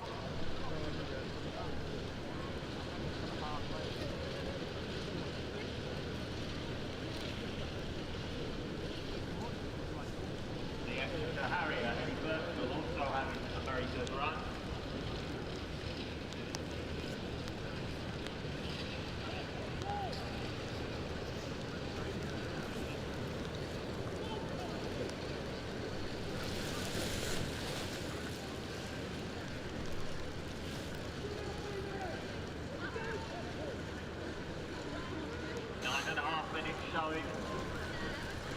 Cara Gorman in the light blue, the Windsor Slough Eton Hounslow athlete, leading here as she did in Cardiff in race one. Kitty Scott, who was at the front for so much of this race, just slipping back into second. Summer Smith, some 25 metres or so back in third at the moment, who is ahead of Phoebe Langlands, and Cara Gorman looking strong, looking full of running. And she just needs to hold her form. It's boggy in this home stretch, as we saw from the previous race. Got to keep light on your feet. Kitty Scott will not catch Cara Gorman at this point. With the finishing tape in sight, Cara Gorman is about to take her second win of the Cross Challenge Series this campaign. A strong win, a strong run, getting the job done once more, pulling away in the home straight. Kitty Scott. A fine run from her.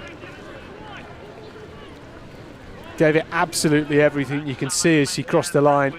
A wonderful second place. And Summer Smith, who was close at one point, just getting cut adrift in the final 400 metres or so, but a great third place for her.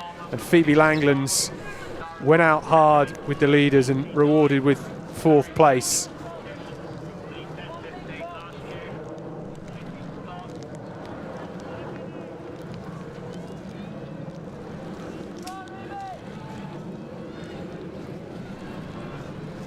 We've got around 4 minutes to our next race, which is the combined under 17 and junior women's race.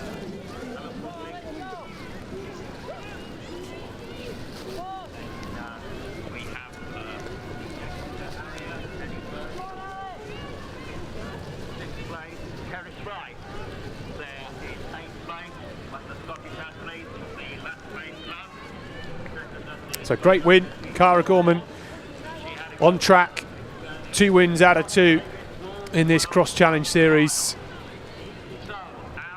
3 races to go. Scotland leads, and then Wallerton Park in Nottingham. Oh, that's a big old slip across the finish, sprinting towards the line. All on camera, couldn't have got it in a better place.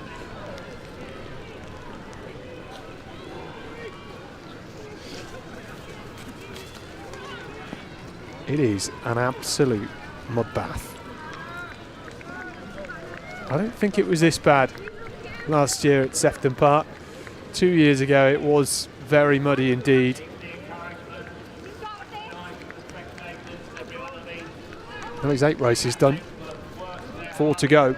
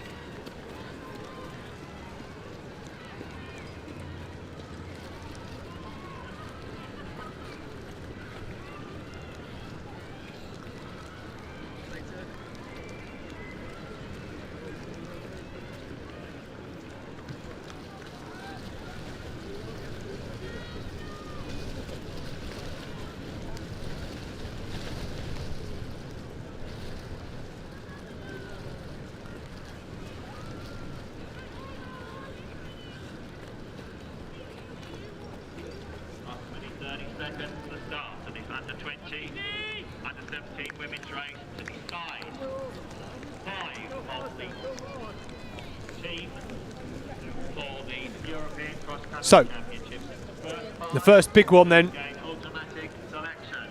longest race of the day so far. We had the 2 European short course trials earlier on. A couple of risky supporters darting across the course just as the race gets underway, but this is the under 17 and junior women's race.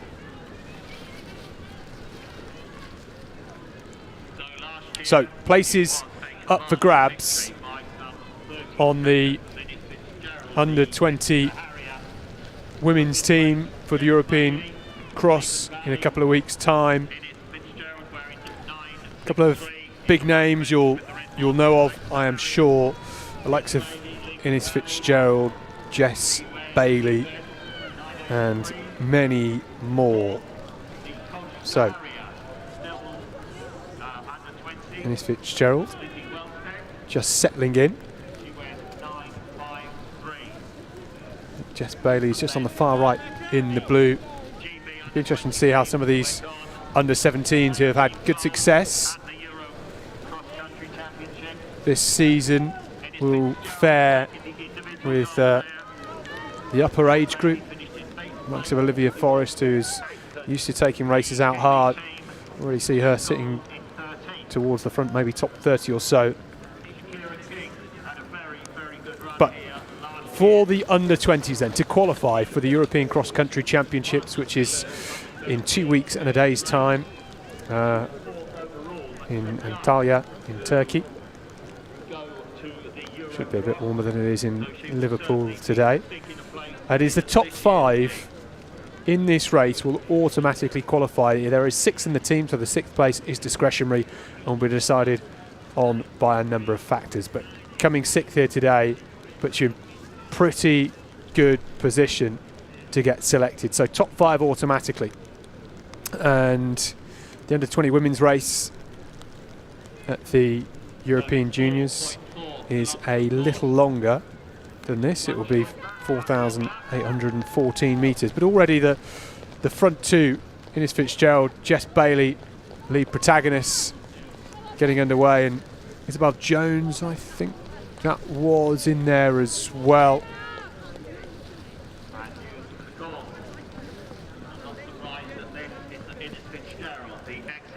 So, top 5 automatically through the under-17s. Obviously, we'll try and work out who they are as they come across the line, and that all adds towards the cross challenge points.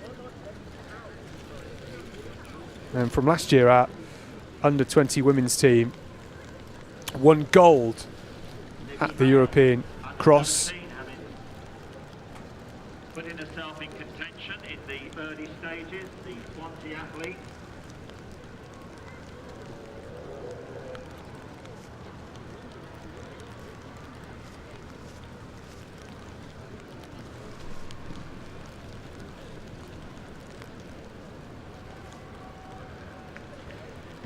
It's possible we could have virtually the same team. So there's Innes Fitzgerald. And Jess Bailey just in behind her. More on Jess Bailey a little later on. This course for the 4 kilometres that they will be doing for the under-20s, it's 1 short lap and then 1 long lap.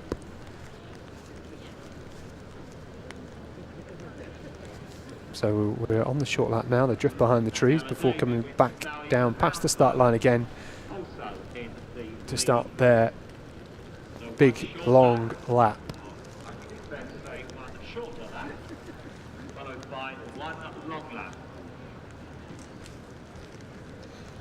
So Innes Fitzgerald, Jess Bailey in hot pursuit. Jess Bailey just a couple of weeks ago breaking Innes Fitzgerald's 5k under 20 British record.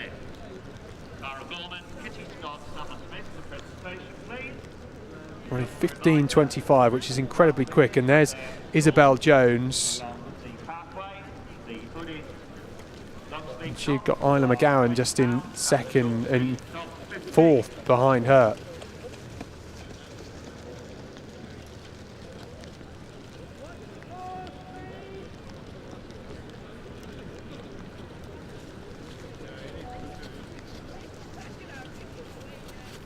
Innes Fitzgerald, there is the lead from Jess Bailey in the blue of Lehman Valley. And Innes Fitzgerald doing what Innes Fitzgerald does, going down the So Bailey going well. Winning margins over the last 2 years have been quite extraordinary.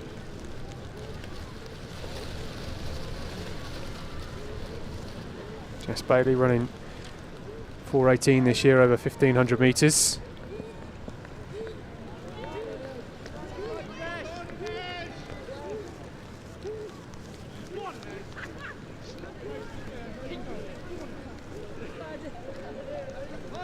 At the World Cross Country Championships in Belgrade this year. In 2020, she finished 176 at the Liverpool Cross Country Her and Miss Fitzgerald know each other so well. So many races together and against each other, and this is very much an Ines Fitzgerald performance. She is the reigning European cross-country champion for the junior women. She won last year. She is in great form. It's such a big win as well.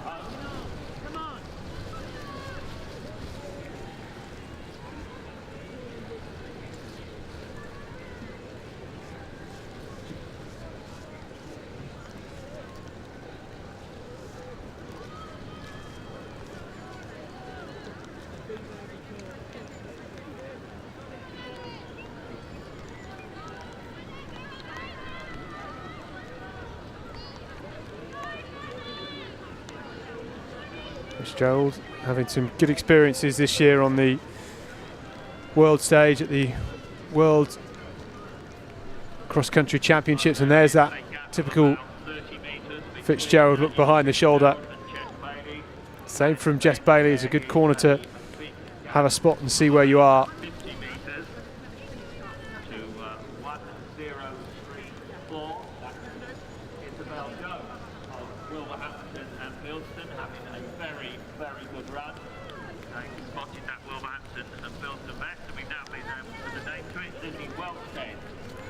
Ines Fitzgerald just finishing a couple of seconds ahead of Jess Bailey at the World Cross Country Championships earlier this year.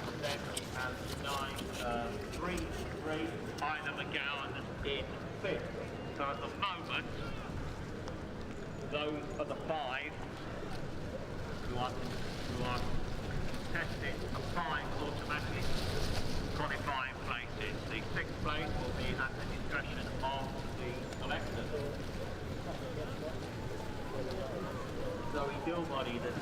So we do have a chance to put a strong team in again and try and win the European Cross Country Under-20 Women's Team Gold. Last year that team, Ines Fitzgerald, Jess Bailey, Lizzie Wellstead, Katie Pye, Molly Lyons and Zoe Hunter. Lizzie Wellstead was on the entries for today. I haven't quite spotted her yet.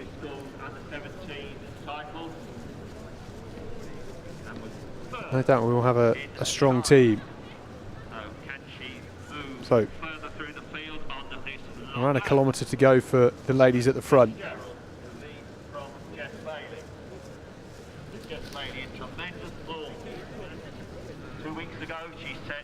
Fitzgerald looking strong. UK national record for 5K on the road, 15:25. Guess who previously held it? It's the athlete in front of her, Ines Fitzgerald, who set There's an absolute mud bath out there today. 32 in May. Proving Fitzgerald, winner of the Cardiff race a couple of weeks ago, while Jess Bailey was taking part at the podium 5K. Just got that first cross-country race in her legs already. tremendous athlete, tremendous prospect. Which does make a big difference. First and second place.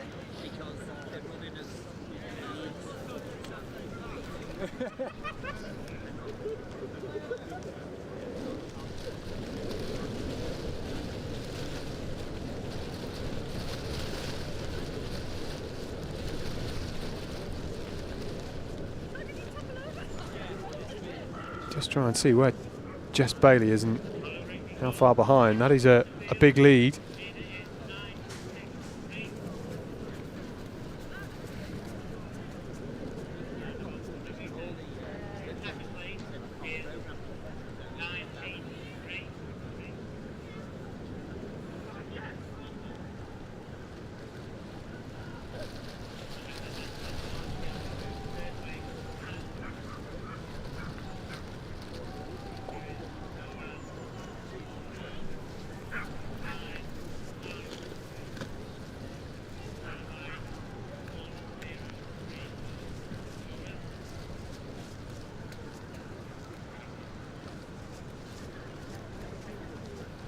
And Ines Fitzgerald is building on that lead. She now has a lead of about 100 metres to Jess Bailey.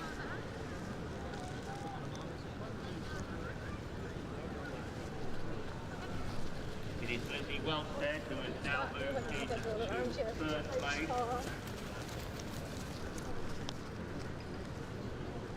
Isabel Jones in fourth, so still in contention for that automatic qualifying spot for the Eurocross. Starting to loop back through the trees again. Here's Ines Fitzgerald leading, and will certainly book her place on the, well, I'm going to say plane, because I don't think it's possible to get a train. There's Olivia Forrest, one of the under-17s.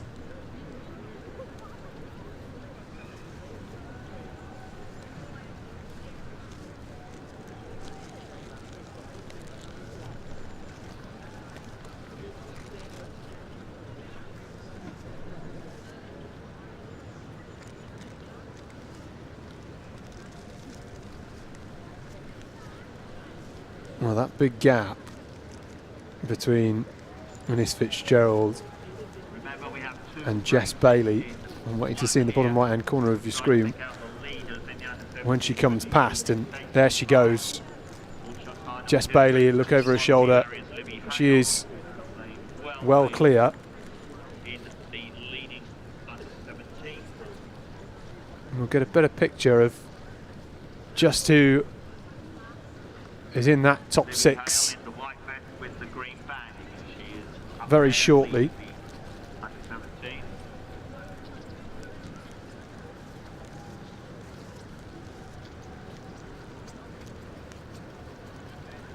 And here comes Jess Bailey. I know we had Isla McGowan and Isabel Jones in the top four earlier on.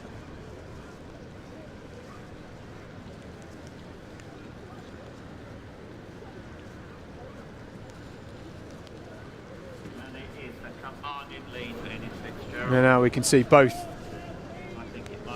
Ines Fitzgerald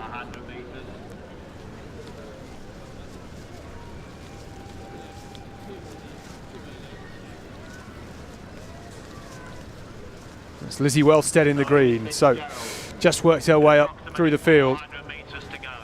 Another tremendous performance from the Exeter Harrier. And then we've got Zoe Gilbody as well from Telford in fourth. Couldn't quite work out who that was just behind her, but it will become clear very shortly.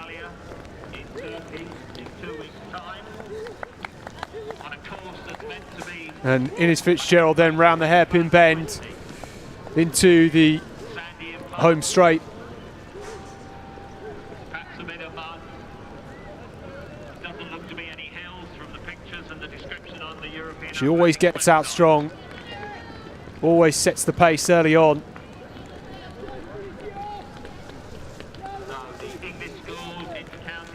Jess Bailey went with the early pace.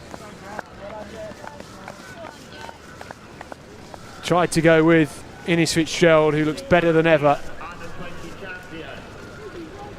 But as expected, Ines Fitzgerald taking the win here again, once again, in Liverpool. She'll book her place on the team for the European Cross Country Championships in 2 weeks' time. That is a cracking performance. 14:45. And just to give you an idea, last year it was 14:30, but it was a lot drier. Jess Bailey coming through, some 30 seconds or so back. Great performance. We will see her in Turkey. I am sure she will fancy a place on the individual podium. She really has that gold. She was 8th 12 months ago. Lizzie Welstead coming through, looking for another team gold. There's Zoe Gilbody in 4th. And that is Isabel Jones for Wolverhampton in the top 5. And then just coming across, Ella Rose Whitworth in 6. So she is in a great position to get that 6th spot.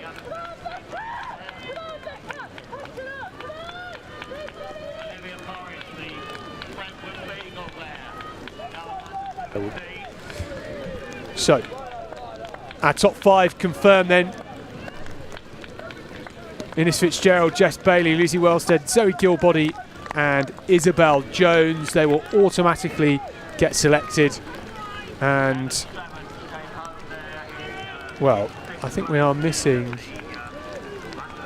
an athlete there. Ella Rose Whitworth was the under-17 that came through in 6th. But it was Ella Strevens who is the 6th under-20. So she will have to wait and see whether she's done enough or which way the selectors will go in terms of picking that 6th athlete for the team. Torrid conditions, a lot of rain, a lot of mud. Yeah, point to the spikes. That was Eliza Nicholson. Yes, it's very muddy, Eliza.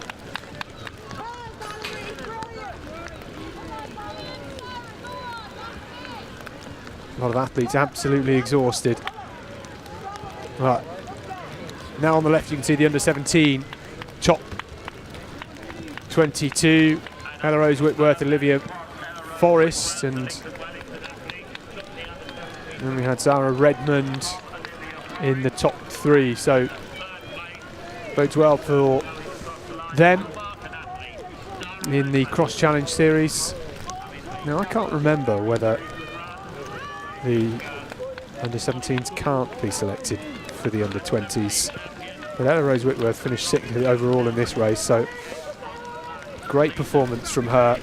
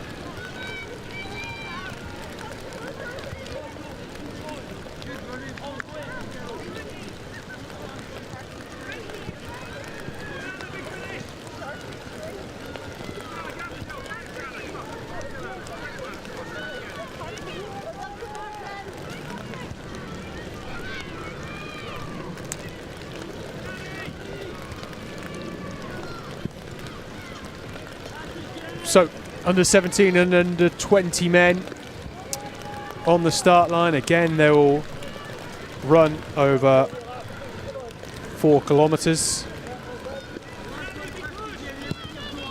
4.4 kilometres. Just one short lap and one long lap. So a little shorter than they would run at the European Cross in a couple of weeks' time.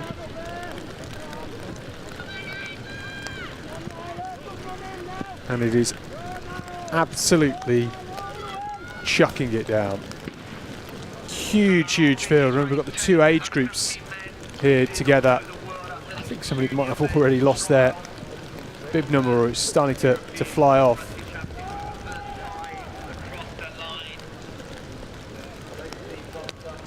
So much mud, not seen a faller just yet. But the selection then for the under 20 men, same as the under 20 women. It's the top 5 in this race automatically qualify. And I think that's Will Barnacote heading to the front.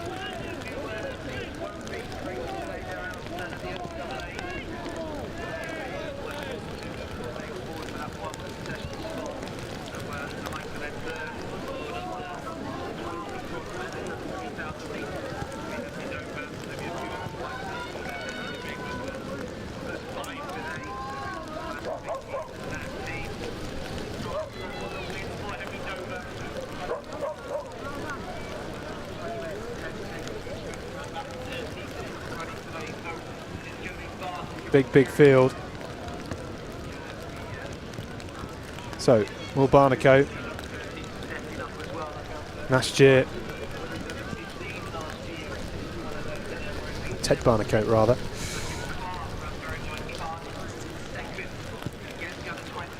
Getting confused with his brother, who we'll see later on. Will Barnacote obviously won gold as an under-23 men last year at the European Cross Championships.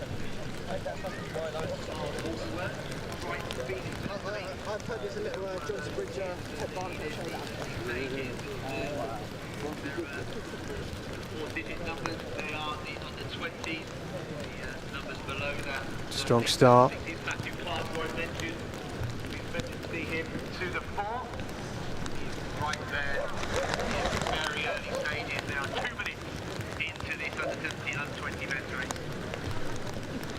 So,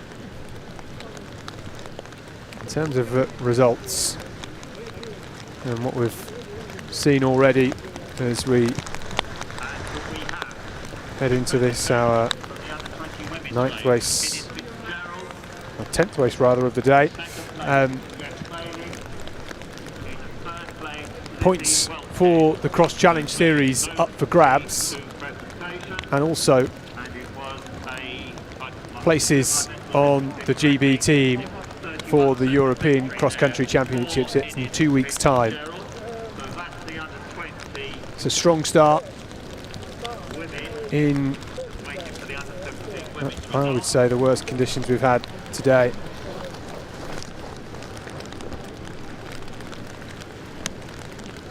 So Will Rabjohn's the man who won in Cardiff, went to the World Juniors over the 800 metres back in August. Perhaps one of the favourites. From the under-17 women's race, with presentation please, Ella Rose Whitworth, Olivia Forrest, Sarah Redmond.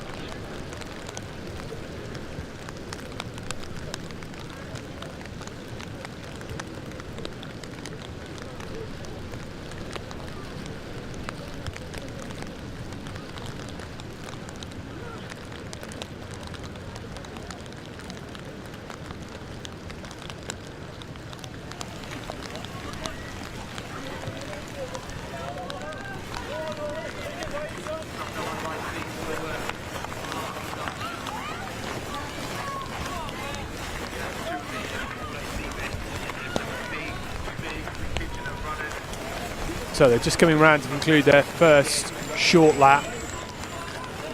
Long lap still to come. Everybody well packed in.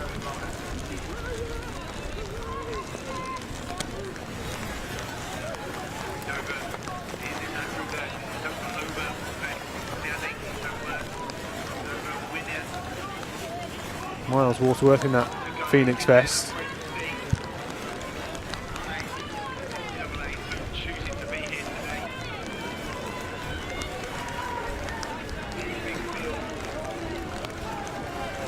Henry Dover in there as well.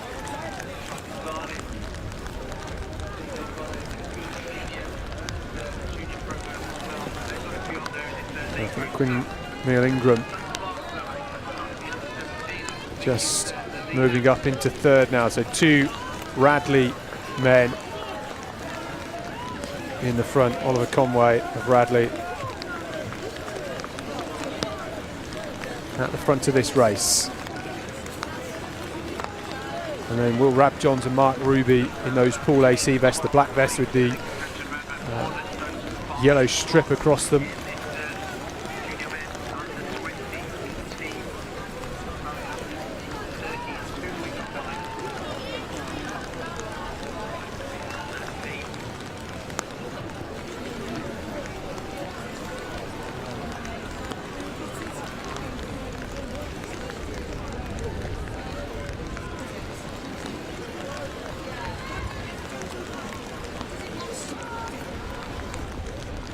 It's always a great opportunity to get experience on an international level. the European Cross Country Championships. A real foothold for many youngsters and seniors as well. Can catapult careers and help get medals.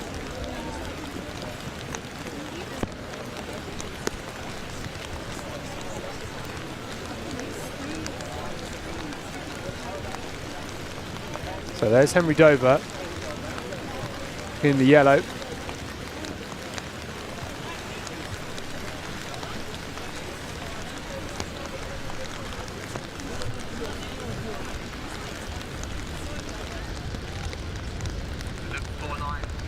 Henry Dover now at Oklahoma State University, back for this trial. Evan Grime just flashing past the screen as well. Evan Grime, one of the under-17s here, so certainly towards the front of that particular race. Harry Maxwell moving nicely at the moment.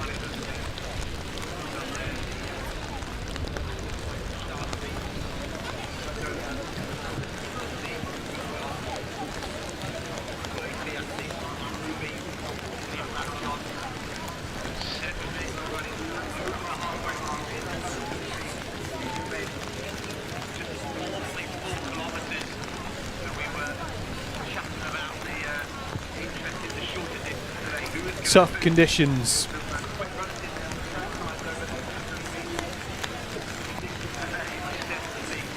Nick Crees.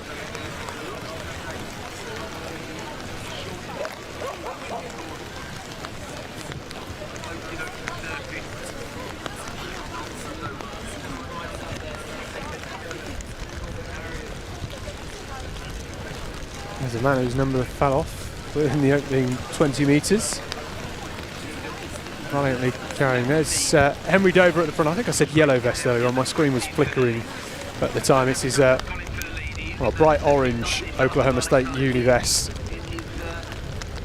It's a really solid group here, and this is what happens as you move up the age groups. Athletes pack in a bit more. Quinn Neal Ingram in the Radley vest in 6th at the moment is going really well. I think Will Rabjohns is there in 4th, and Mark Ruby just shifting back into around about 7th at the moment. But Henry Dover, used to seeing him in his Shaftesbury Barnet vest. 5th at the English Schools cross country earlier this year, has been getting a bit of experience in Oklahoma in their cross-country circuit. Very talented athlete, ran a 3:48 this year over the 1500 metres, 2nd at the English Schools, looking in good shape. And quite often the US cross-country scene is described less favourably than we have over here in the UK, but clearly it is given Henry Dover some real tools that he is using here at Sefton Park. And Waterworth up into 2nd, Rabjohns there in 3rd, Conway, and then Neal Ingram. That's your top 5 at the moment for now.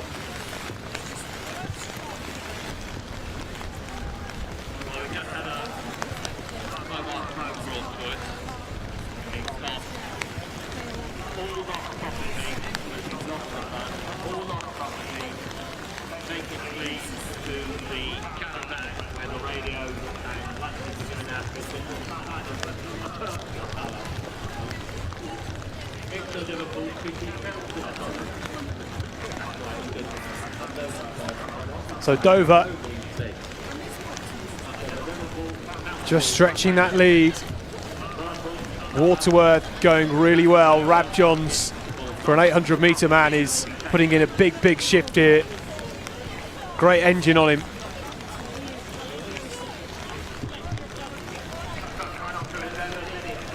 It's part of the course where the legs get really heavy, and the two Radley boys working hard together. That's the top 5.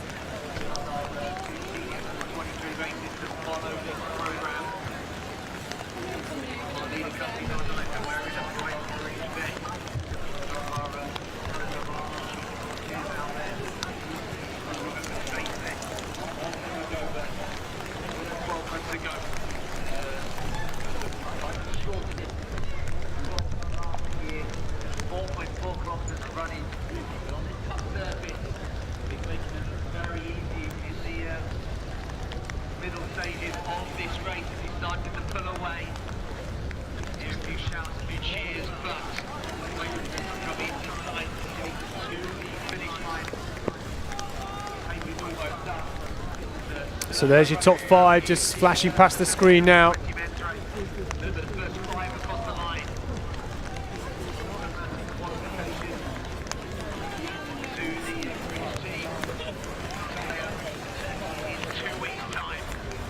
Brandon Pye was coming past there too, and you see in the top left picture the athletes coming past the start line and the finish on the opposite side. The top 5 into view. Mark Ruby is there in 6th, so in a good place at the moment.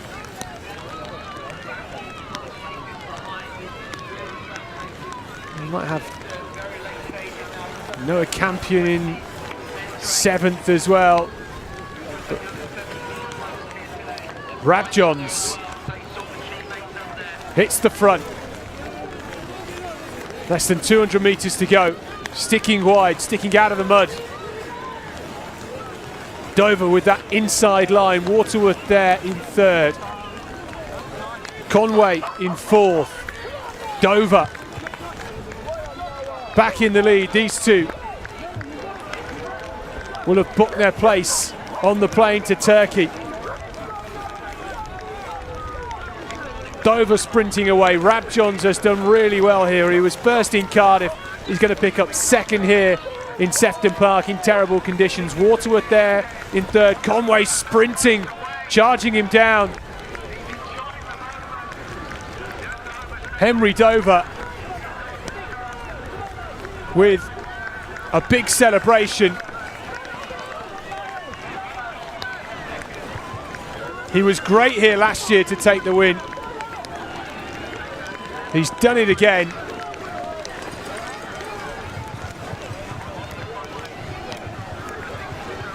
Conway coming through for 3rd, Waterworth in 4th, Neil Ingram in 5th, Campion in 6th. Kicked the floor, he was holding his bib number.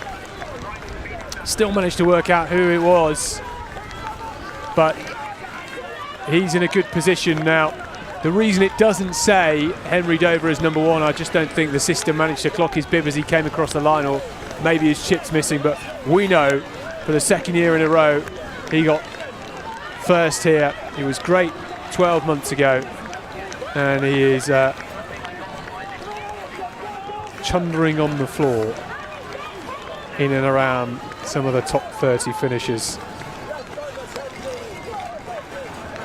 Our under-20 men's team, which featured Henry Dover, who was our 2nd finisher last year at the European under-20s. He'll be looking for more of the same.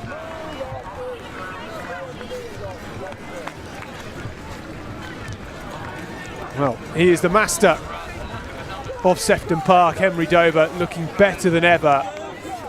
Will Rab Johns great in 2nd. Oliver Conway of Radley in 3rd. Mars Waterworth in 4th. Quinn Meal Ingram in 5th. Another Radley man, 2 Radley athletes. Well done to them.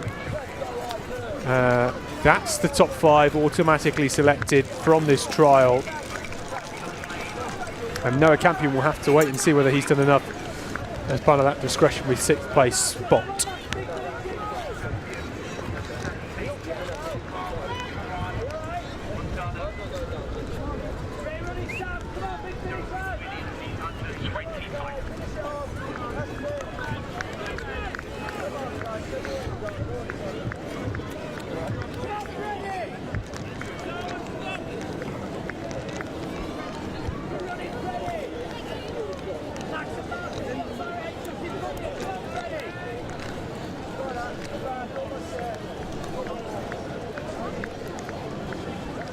Well, the results now showing the under-17s, and it says Henry Dover. I think they've got that slightly wrong, because Henry Dover competed here as an under-20 last year.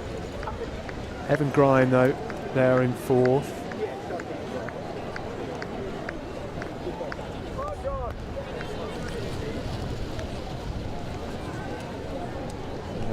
Abdur Hamid from Shaftesbury Barnet was in 2nd. Well, we think he's won that under-17 race from Marwood. Jack Marwood, the Salford Harrier, so 2 Salford men in the top 3. yet again. At the start line. Just over 2.5 minutes. So, Officially, the start at 12:45. in just a few minutes' time, we'll get underway with our penultimate race, the senior and under 23 women's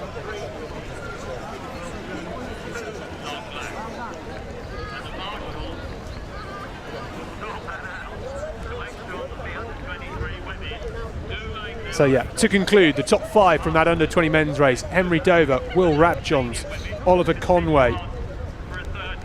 We then had Miles Waterworth, Quinn Mile Ingram, and then in sixth it was Noah Campion. Henry Dover won the race. You can see the results board on the left-hand side of your screen. It's flicking between the two under 20 and under 17 races. At the moment it's showing the under 20s, but it is missing Henry Dover. He is misrepresented as an under 17. But anyway, to the senior women's race. That was Amelia Quirk there. Jess Warner-Judd on the start line. Sarah Astin, winner of the national in 2023 and winner of the national cross-country relays. There's Izzy Fry. Older shot, older shot, older shot, older shot.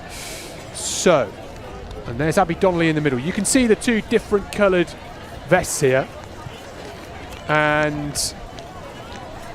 the white bib is for the seniors, the yellow is for the under 23s. There's Gemma Steele.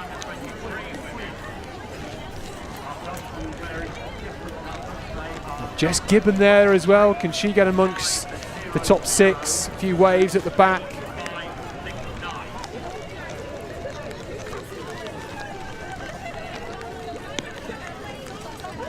Living St Anne's, not far up the road. Hello to the Lytham St Anne's runners. So, this is the lineup. A very, very stacked field and a lot of athletes here that could well feature.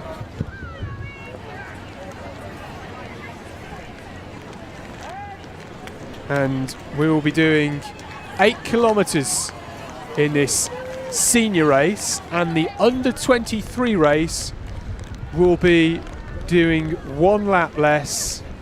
They will be running 5.6 kilometres, and for the first time the under 23s will be running less. So it is 2 long laps for the under 23s, 3 long laps for the seniors. It might be a little confusing, but when they come round for the conclusion of the second lap, we will stick with the finishes for the under 23s, go to a split screen, and we'll keep an eye on what's happening. Anyway, 2 different colour bibs, white bibs for the senior women, yellow bibs for the under 23s. Conditions: wet, windy, it's around 8 degrees. This is the 11th race of the day, and this is the Liverpool Cross Challenge Series for 2024, and it is great to see one lady in there in her typical Blackburn Harrier vest. Jess Warner-Judd's had some health troubles this year. Unfortunately, didn't get to see the best of her on the track.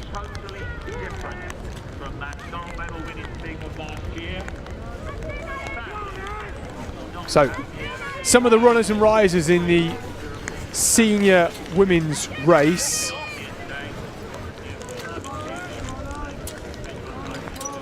Well, Abby Donnelly, of course, I think she's a favourite. She was on the podium at the European Cross last year. She finished second here 12 months ago in this trial. Then we've got Jess Warner-Judd, who was 4th here last year. Perhaps one that will have slipped under the radar, perhaps, is somebody called Kate Axford. Has been in great form, was a hockey player. Her brother and sister are very, very talented hockey players over at the University of Nottingham. They've played international standard as well. Kate Axford has been building up a real repertoire over the last 2 years, and adding to the national cross-country relay gold that she won with Belgrave Harriers earlier this month. She is looking for another win in the Cross Challenge Series. She won Cardiff as well and could perhaps get her first international vest. So the interesting thing about the under-23s running one less lap is tactics are going to be chaotic. And for whatever reason, the athlete on the front of this is not on my list. Georgia Palmer, I think, is there in first at the moment.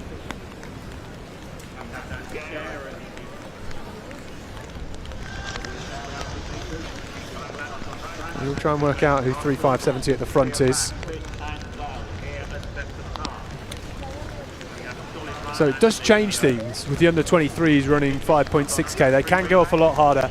I just wonder whether the likes of Abby Donnelly will try and go with that pace. It's a long old lap on your own if you're out in front on that final lap for the senior women, though.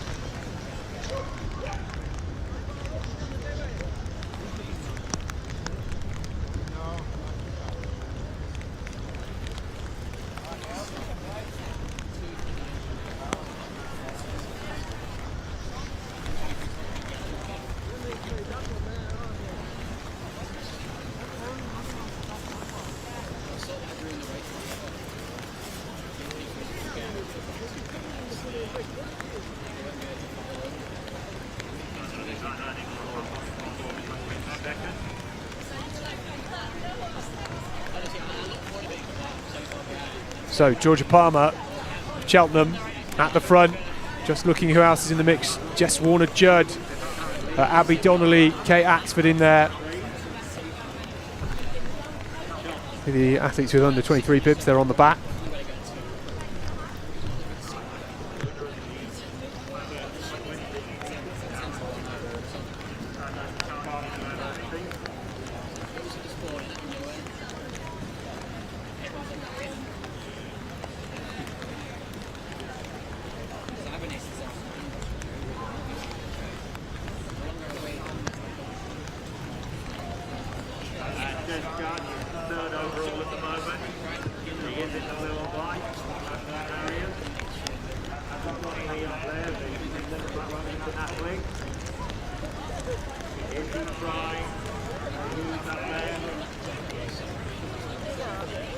So Poppy Tank from the city of Plymouth there in second. Poppy Tank 11th at the European Cross Country Champs last year, 36th at the World Cross Champs, and has finished 7th twice in this race in a row. So looking to guarantee a spot on the team this time. Qualification for the seniors and under 23s, it's top 4 automatically qualifying, and the next 2 are discretionary based on fitness and performances between the 1st of September and the 24th of November, which is tomorrow. So a good performance here certainly helps, and getting in those 5th, 6th, 7th spots as Poppy Tank has done over the last couple of years really does help. And Poppy Tank at the front now. Meg Gadsby there from the city of Norwich. Remember, the under-23s, you could come in around about 15th, but still be in the top 6 for that age group.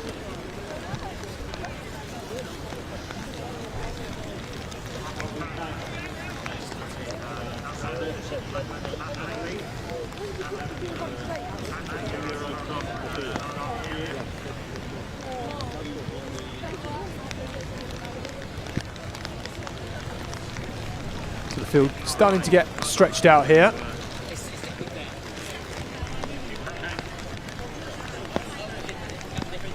Tank opening a gap from Georgia Palmer and Meg Gadsby.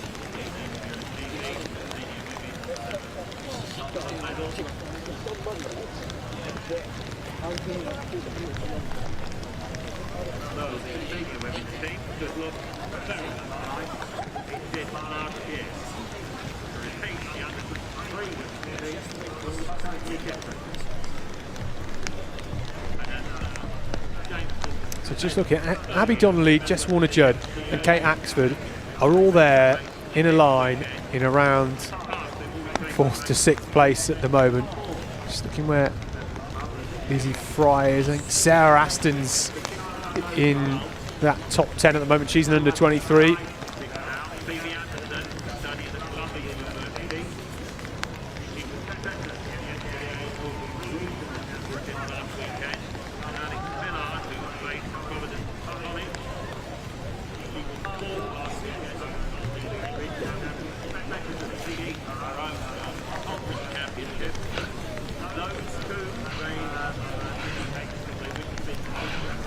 So here they come at the end of this first long lap. Let's keep an eye out for everyone.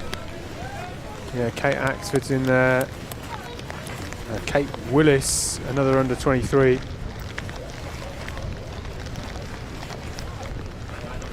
There's Gemma Steele as well. So experienced.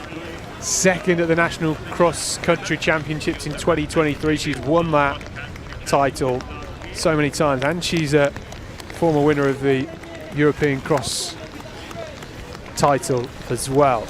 She's got gold, silver and bronze individually in that. Leading light, of course. Izzy Fry's near the front at the moment. Just trying to see who else is in the mixer. Looks like Sophie Tarver might be in that front group as well. Poppy Tank well ahead of this leading group.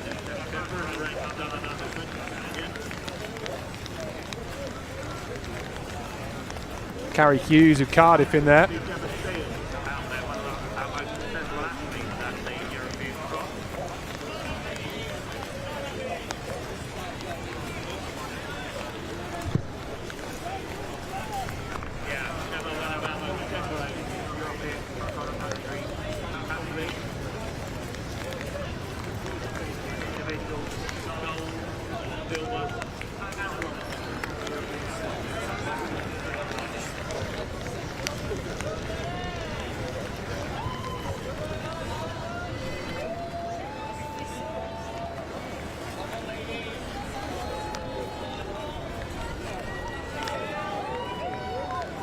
So off on the second lap.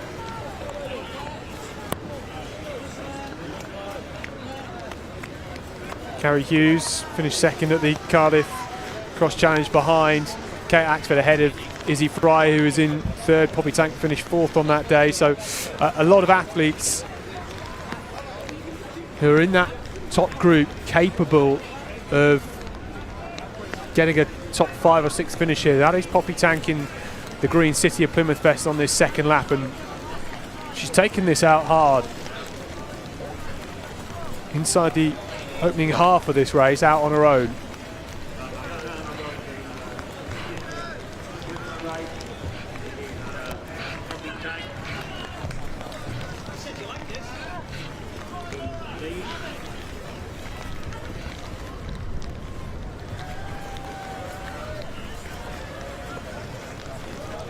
Sophie Wallace is there. Around about second at the moment, just leading up front group 1-2-7-1.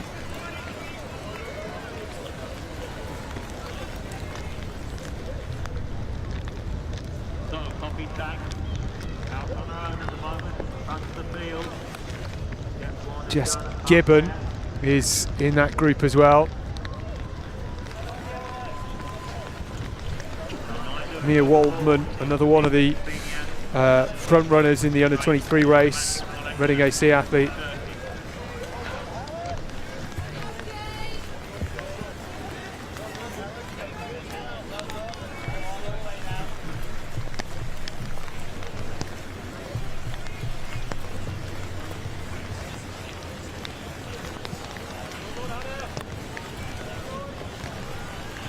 There's Katie Wood from City of York.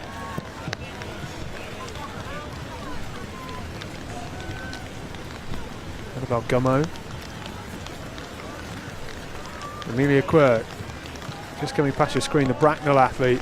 Amelia Quirk finished 5th in Cardiff, so she is well down on the leaders at the moment. And that's unusual for Amelia Quirk. She was well placed last year. 14th at the European Cross Country Championships, part of the GB team that won that team gold.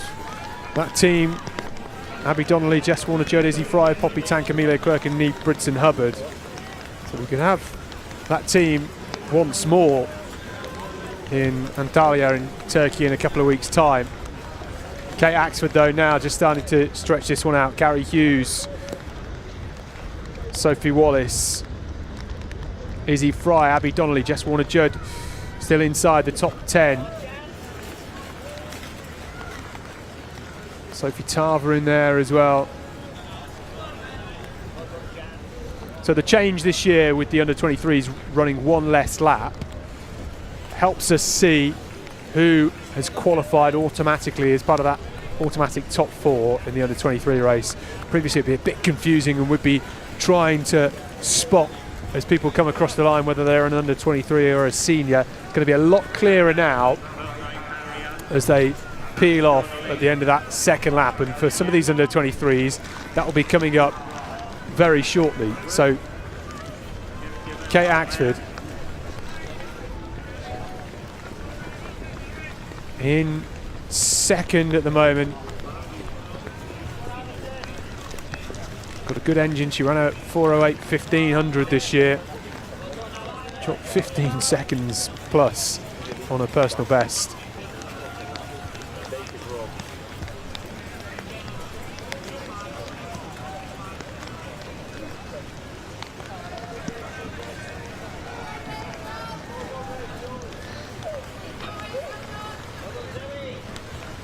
Caitlin Johnson there. Just having a quick stop.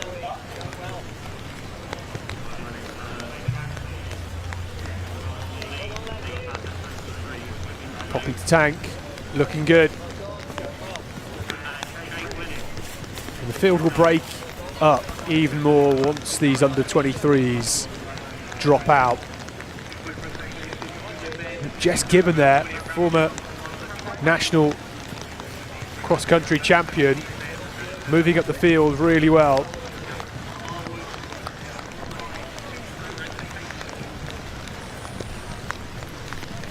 Haven't seen too much of her this year, but she did run a 5k PB at the end of August, 15:47 that time, and has been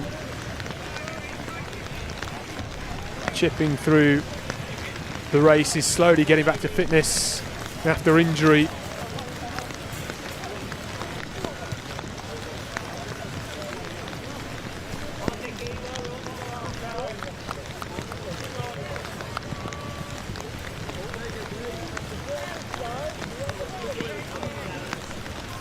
So Axford now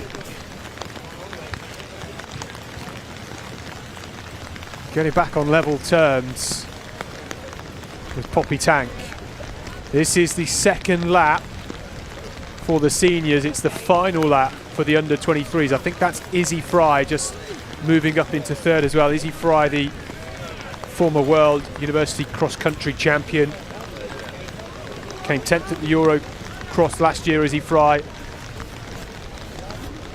Got back to a very best form over the last 12 months. Run incredibly well this season.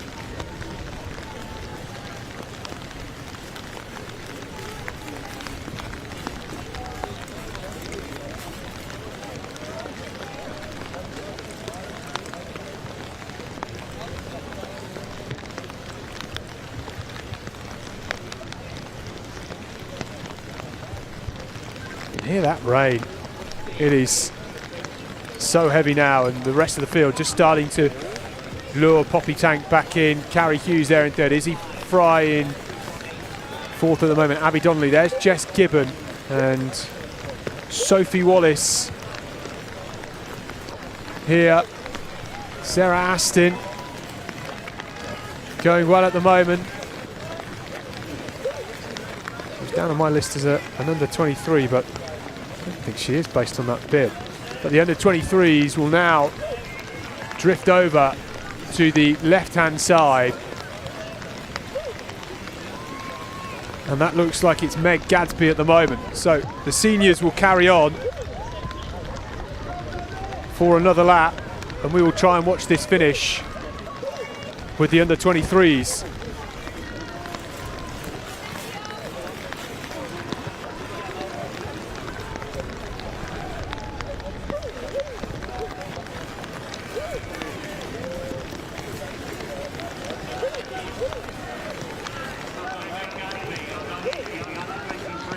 So Kate Axford hitting the front, as she did in Cardiff, with a lap to go. Jess Gibbon putting in a great performance here. She's so good over the cross country. Sarah Aston going really well. And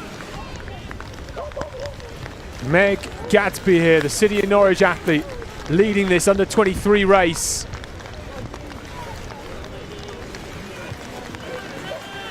And look over the shoulder, she is well clear.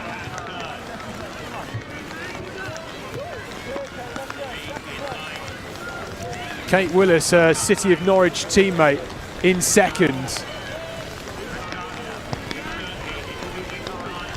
Meg Gadsby looking to book her spot on the GB team. There's Luke Gunn in the red hat cheering them on.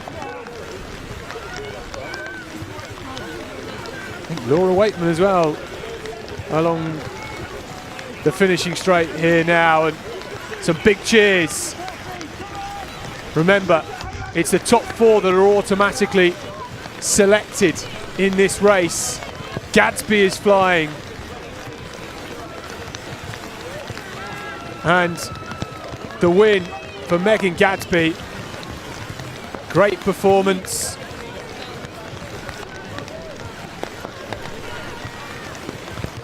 Willis just holding on. And that looked like it was Mia Waldman in third. Those are the top three.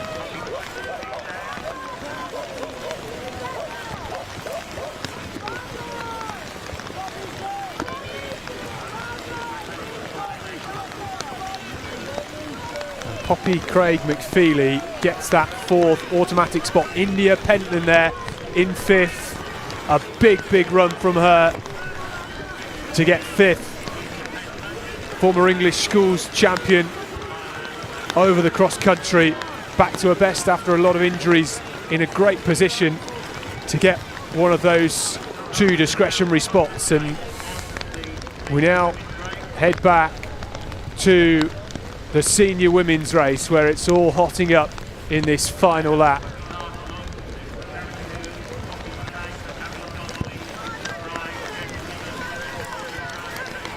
So it's only the top four automatically through. Meg Gadsby, Kate Willis, Mia Waldman, Poppy Craig McFeely. Emily Parker was in sixth as well. That bodes well for her. I'm sure the selectors will be thinking about potential British athletes that are over in the NCAA system right now.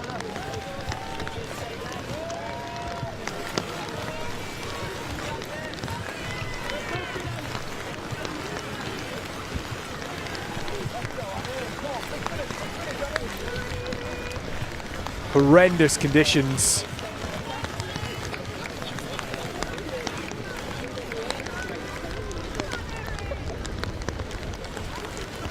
Well, when we last caught a glimpse of this senior women's race,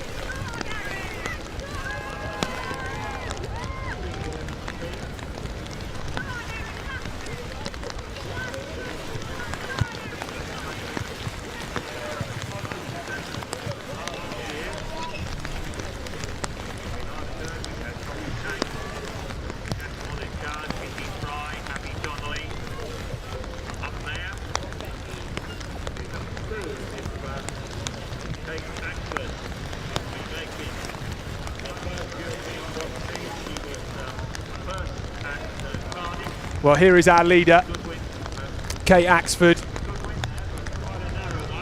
at the front, as she was in Cardiff. We said she'd be a problem for the others in this field, and she is absolutely motoring here. It gets challenging when you're starting to go past some of the other athletes as well. It's churned up.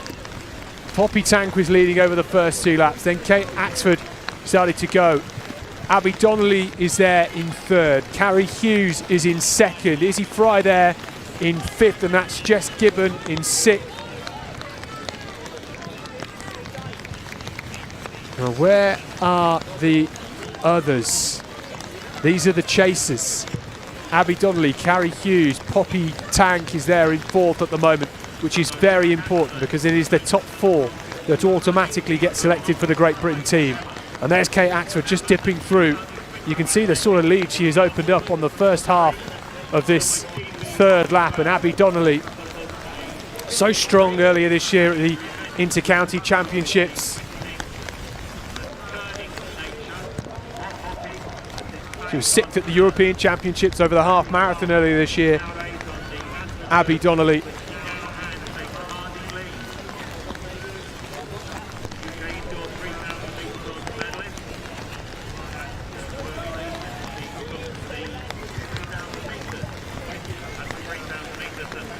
Kate Axford looking so good here.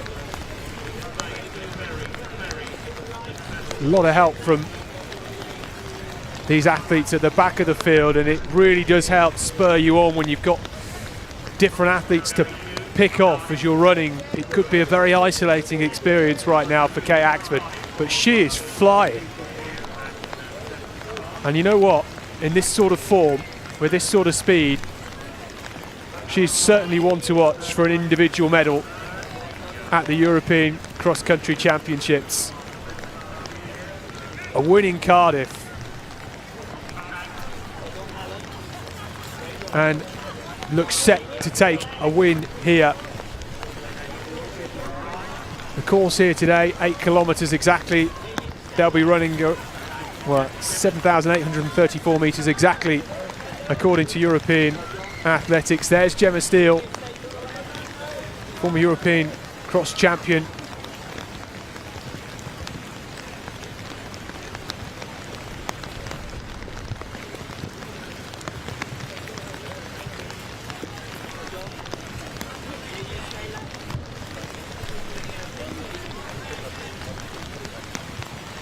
And there in the distance amongst the trees and the leaves, Kate Axford sticking to the right where it's a bit firmer. That adds another challenge, having to sidestep her way through. The grimace on her face.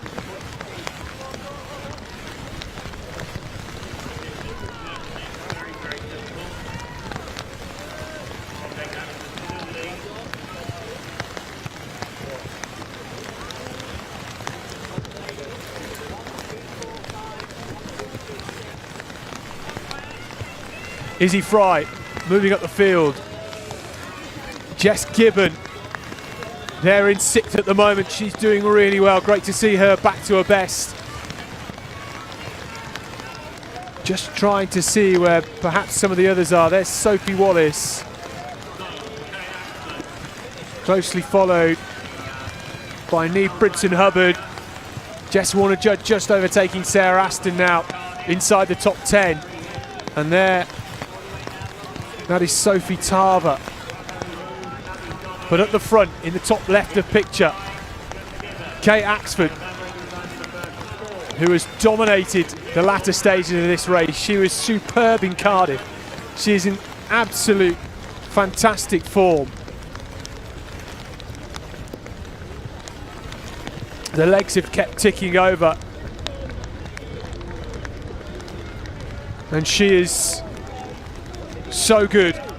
A background in hockey, came back to the sport a couple of years ago after injury, put paid to her hockey career, and she is so good.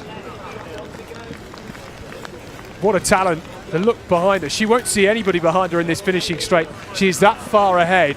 This is a dominant display, and a win like this here at Sefton Park in Liverpool puts Kate Axford amongst the medals in Turkey in 2 weeks' time. We will have a strong team once again for the team gold, which we won 12 months ago. But Kate Axford here in the senior women's race at Sefton Park, dominant to take the win. She books her place on the plane, her first international vest. What a win for Kate Axford. And coming through in second here, this is Carrie Hughes. Poppy Tank, who took it out hard in the opening 2 laps, coming in third. This is Abby Donnelly now. Abby Donnelly, who won a bronze individually last year. Izzy Fry in fourth, takes a fifth rather. And then Jess Gibbon in sixth. That was Niebrit and Hubbard in seventh. Sophie Wallace in eighth, and coming through here, great to see her back in form, back healthy as well. Jess Warner-Judd. I wonder whether she'll get one of those discretionary spots. And Sarah Aston with a fantastic performance, 10th for her. Sophie Tarver, strong always in the mud, about a minute back behind Kate Axford in 11th. Well, the top 4 automatically on the plane. Kate Axford, Carrie Hughes, Poppy Tank and Abby Donnelly. Coming through there, Nancy Scott was in 12th. And then Lucy Jones, the Hernhill Harrier, huge run for her. Look how far ahead she was, ahead of 14th.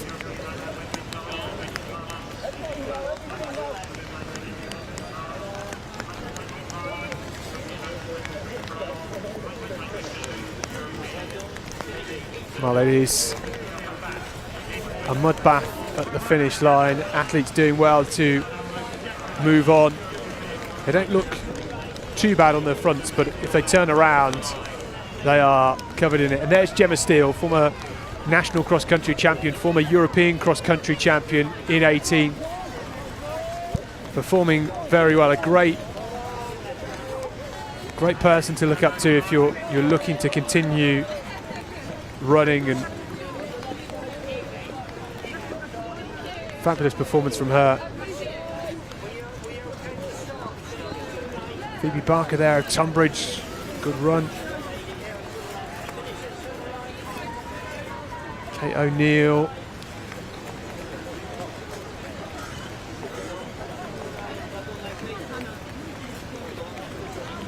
I mean, just look how strong that run was. Kate Axford 16 seconds ahead of Carrie Hughes on those results.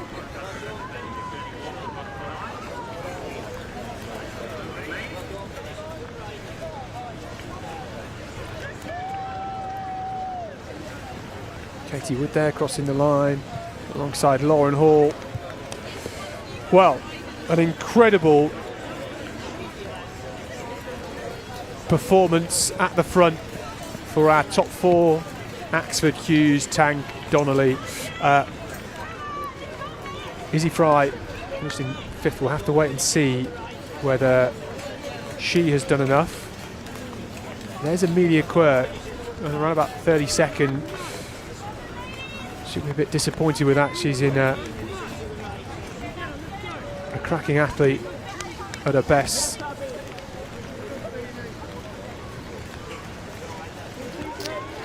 But Kate Axford, Carrie Hughes, Poppy Tank, Abby Donnelly all booked their place on the plane to Turkey in 2 weeks' time.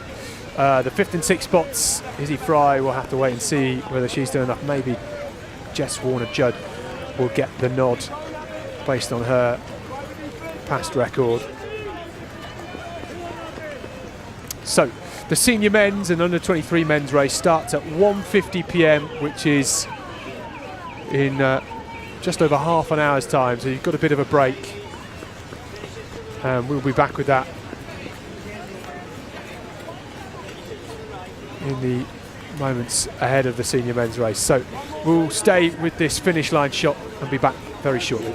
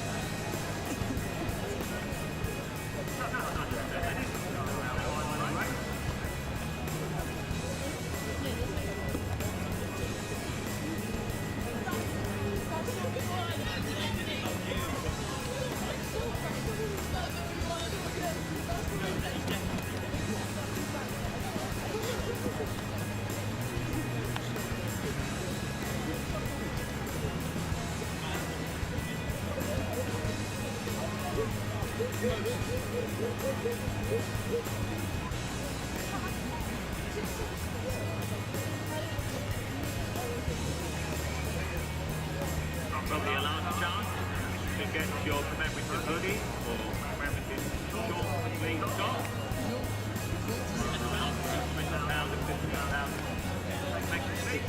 From Start Fitness. Made a difficult journey from the northeast. Very, very bad snow this week. So please make that journey worthwhile.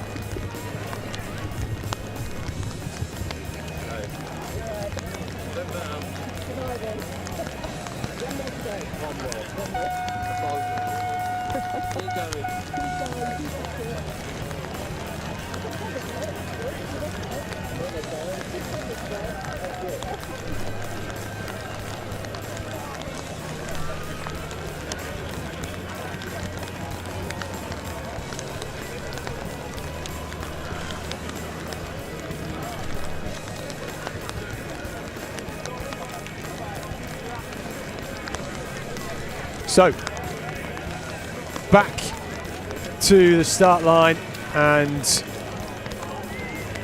back with the senior men's and under 23s European trial. James Kingston there, national cross champion in 2023. Lots of familiar faces. The yellow bibs are for the under 23. Sam Mills there, fancy his chances. And the white bibs are for the senior men. As with the previous race, the under 23s will do 2 laps and the seniors will do 3 laps. And the reason for that is the under 23 men at the European Cross Championships will run 6,300 metres. So here they're running 5.6 kilometres, a distance which is a true reflection of how far they will run at the Europeans in 2 weeks' time. It's a quick turnaround, isn't it? 2 weeks from these trials. The winter fixture list in November and December ahead of Christmas is very congested. Lots going on.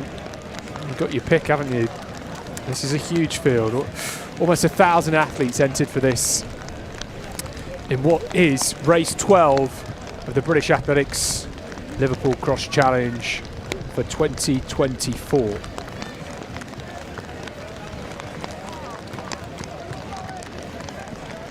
Horrendous conditions.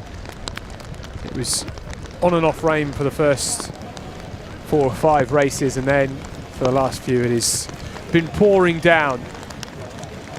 We will run through some of the names we think are potentials.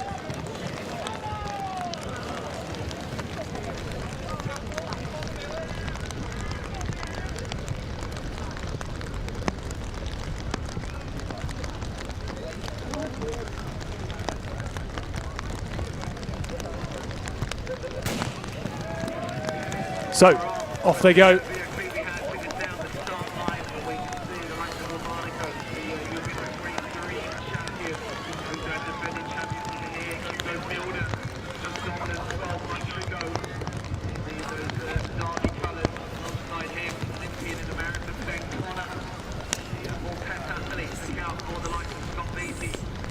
Last year's champion from this race, Hugo Milner, on the start line once again, and he's just in from the right hand side. He's got the short sleeves on underneath his vest and the gloves as well in that derby vest. Joe Wigfield in the middle, almost had a trip and a fall near the front. That was close. My goodness, that would have been very dangerous as well at this point in the race. A trip on the inside would have been very nasty, and I'm not sure it would have been a nice thing to finish the race covered in mud and mess as well.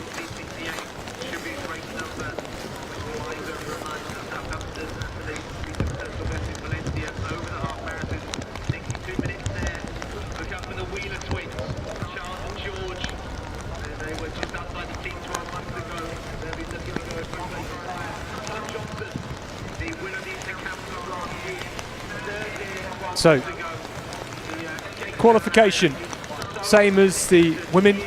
Top 4 from this race in both the under 23 and senior men will automatically go to the European Cross Championships in 2 weeks' time. Remember that the under-23s are running one less lap. Some of the under-23s are quick indeed, so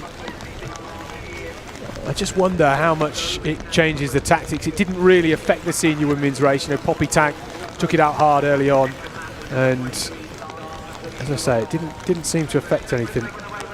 But here at the front, we've got David Stone.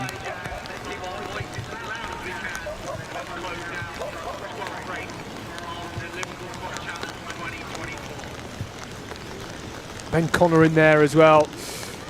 Ben Connor's near the front in this race. You have to think that he will fancy his chances of making the team.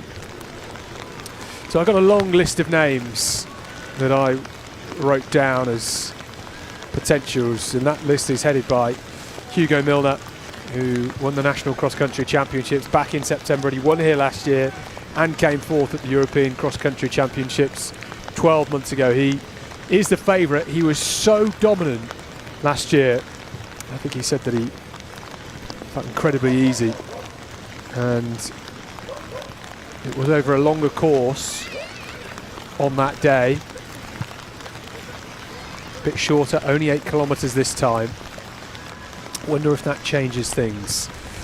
Alexis Zach Mohammed on the entries, Logan Rees, who came second in the Cardiff Cross Challenge. Barnacote under 23.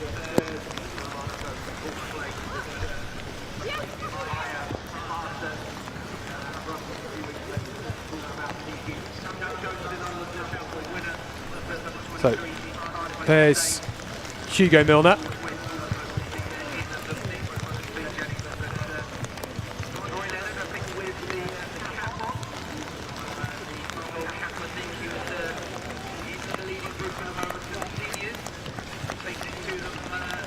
Rory Leonard in the hat at the front for Morpeth.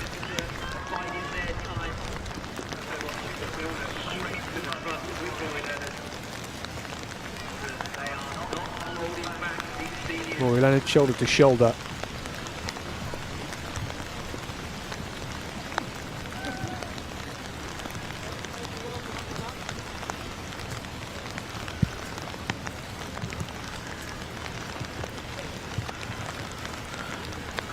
Two more Putnam with Scott Beattie in third at the moment.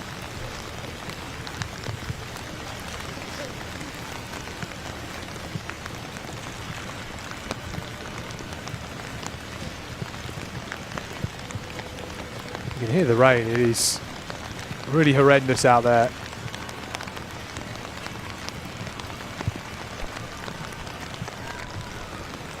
And I think that these runners won't be quite used to.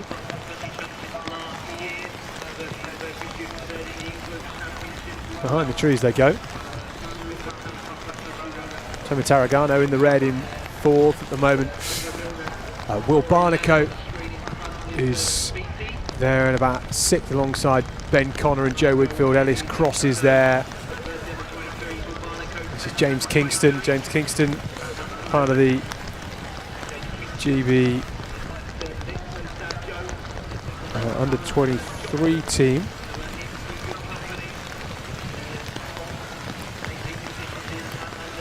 Last year's European Cross. So the worst conditions really. Heavy rain, even the slightly firmer parts of the course are now getting chopped up.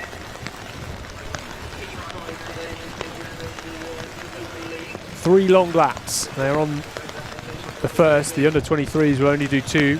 So anybody with a yellow bib only doing 2 laps.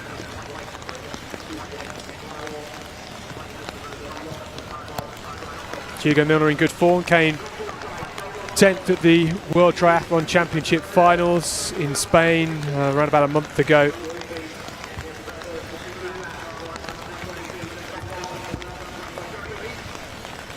There's a second Brit behind Alex Yee.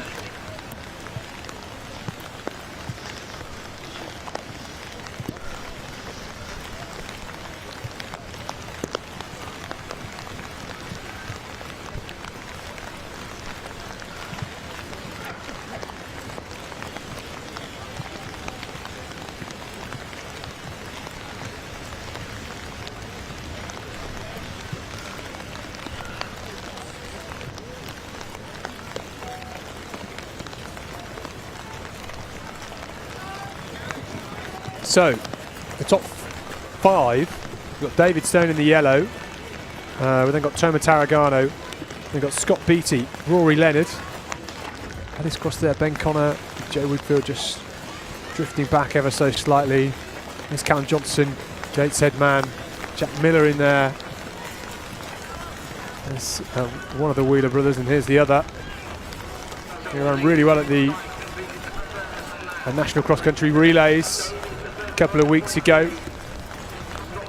Based on that form, would have fancied their chances to get amongst the top 10 here. So, second lap.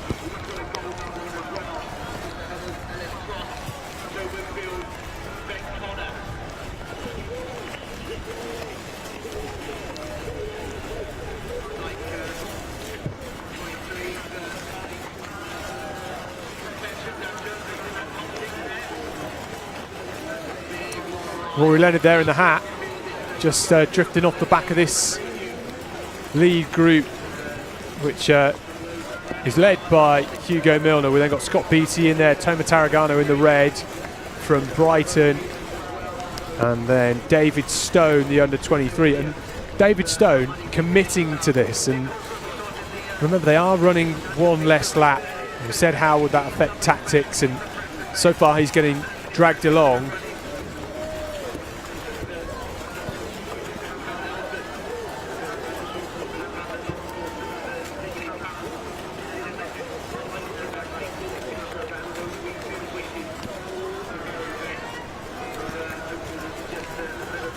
David Stone third at the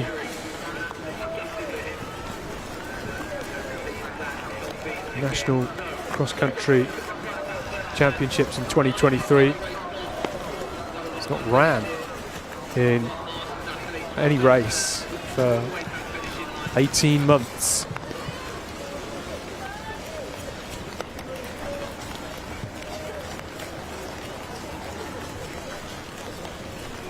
He's going incredibly well here.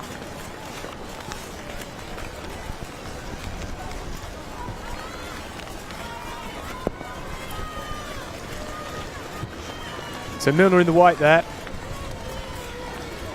Interesting to see Rory Leonard just drop off the back. Rory Leonard, the fastest 5k runner in the UK this year. 13:31 he's ran on the road. We're at European Championships on the track over 10,000 metres back in June. And Ellis Cross there, really well placed alongside Will Barnacote. Then that's Joe Wigfield, and then another Derby man, Ben Connor. Callum Johnson just starting to work his way up the field. In the red, the Hallamshire Harriers, that was Alfie Manthorpe, would have expected him to be in and around that position at the moment, and the Wheelers just starting to claw their way up the field.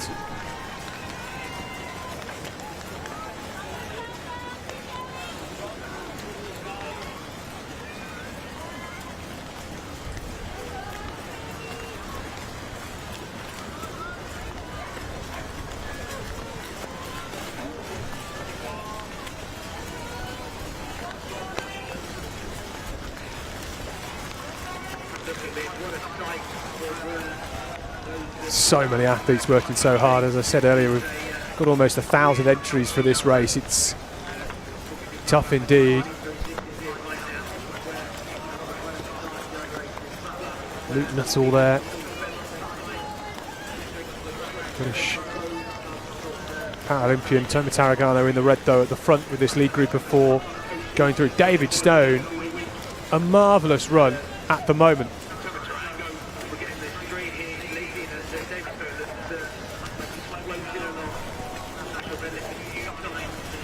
Clearly had some troubles over the last couple of years, keeping him out of racing. Ellis Cross is just moving up to 6th, and 6th is 5th in the senior race because he's got David Stone, the under-23, ahead of him. So Ellis Cross well placed at the moment.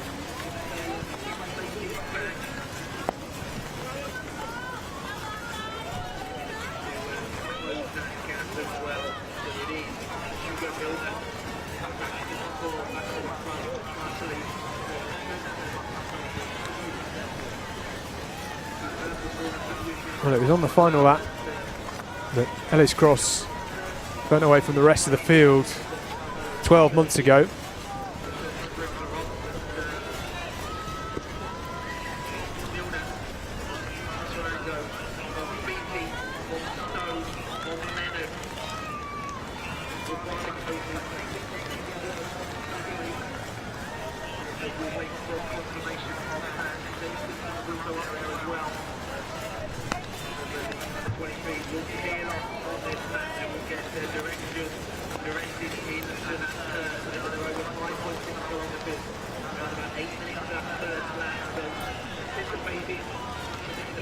Just look at those conditions. Ankle deep in mud. Scott Beattie going really, really well here for Morpeth on the inside. Beattie, well known across the circuit.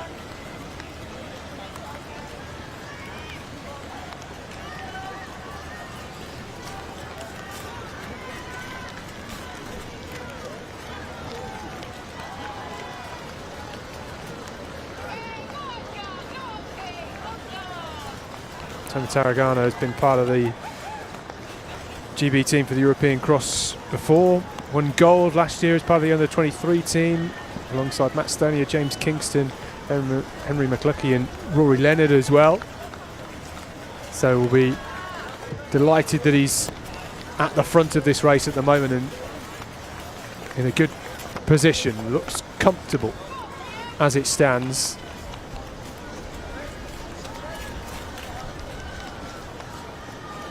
Scott Beattie in good form. Under 340 for the 1500, first time this year.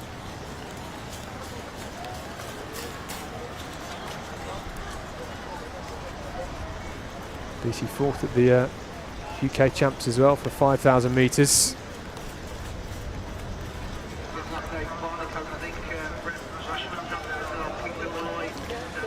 So Cross is still in about sixth, with Will Barnicoat mixing it with the seniors in seventh.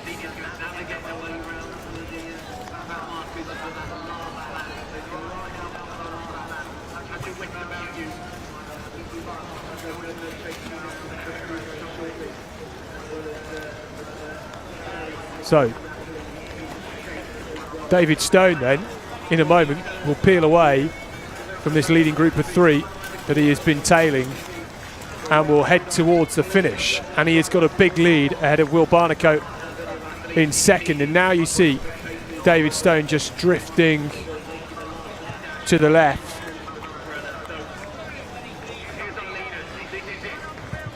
So that leading group of four becomes three. It's Scott Beattie, Toma Tarragano and Hugo Milner. Rory Leonard in fourth. And it's Cross just closing the gap on Rory Leonard at the moment. Joe Wigfield is there in about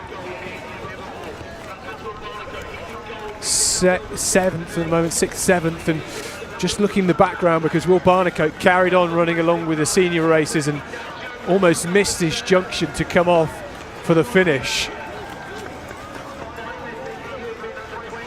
So David Stone, a name that many will be unfamiliar with. He has been out of action and is now storming towards a place on the plane for the European Cross Championships. He's not raced all year. He's not raced since February 2023, and this is a marvellous performance for the young under 23 from Shaftesbury Barnet.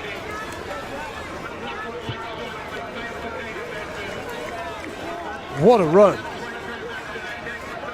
Everybody would have expected Will Barnicoat to be at the front, but David Stone had different ideas. He's going to take the win here at Sefton Park for the Liverpool Cross Challenge.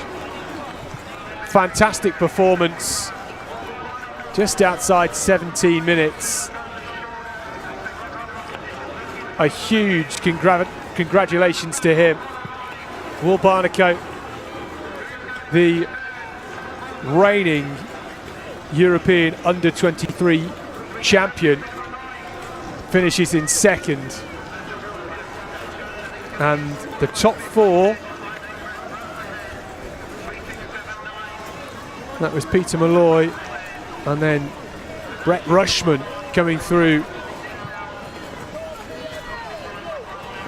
for third and fourth, and then David Jones of Swansea alongside Rowan Neil Ingram.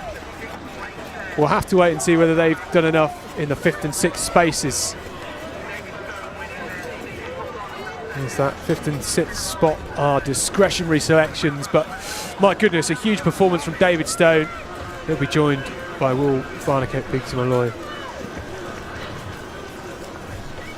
and the others. We'll have to wait and see whether they've done enough.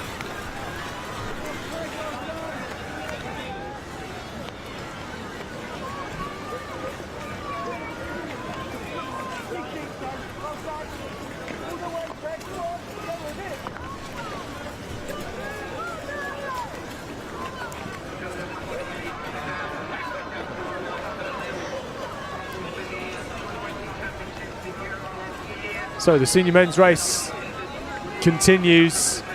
We'll see some of these finishers across the line in the under-23 race. So almost half a lap to go for our front trio: Scott Beattie, Hugo Milner and Toma Tarragano.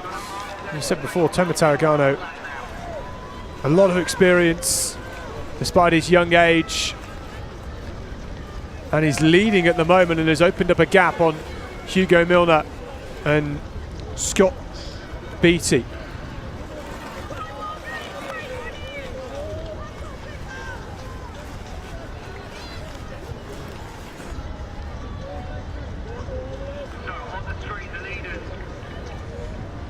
Tarragano taking a huge chunk off his 5,000 metre track best this year. Now inside 13:45, which is quick, and finished second at the Bucks Cross Country Championships too, and is at the moment pulling away at speed.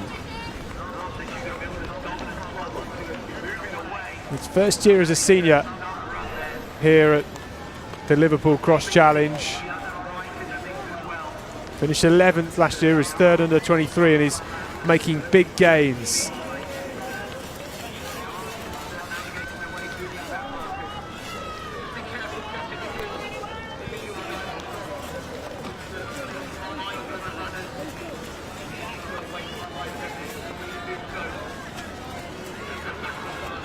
Just gives you an idea amongst all the traffic how far ahead he is. Scott Beattie is there in third, just sitting behind Hugo Milner at the moment. Ellis Cross looks as if he's overtaken Rory Leonard, which is important. That fourth automatic qualifying spot for the team.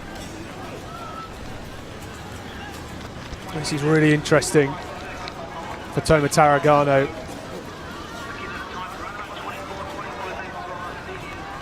I don't think people have expected him to take the win.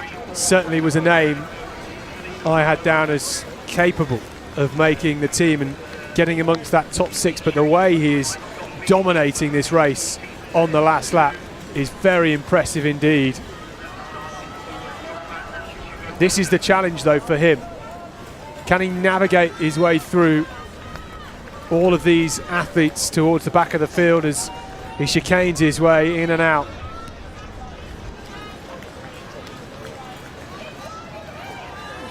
He's got good experience in the mud. Went to the World University Cross Country Championships this year as well. And all that experience building nicely into his first year as a senior.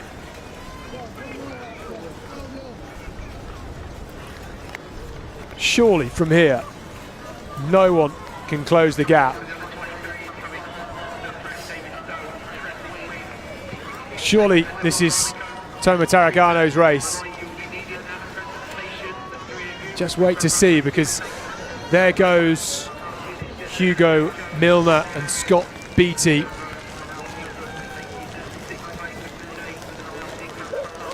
Oh, where's fourth? Out of shot.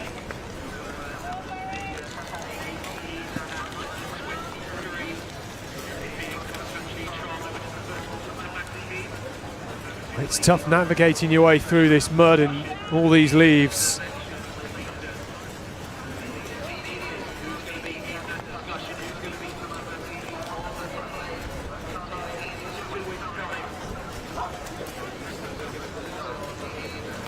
It's going to be a real arm wrestle to get through this particular crowd. My goodness.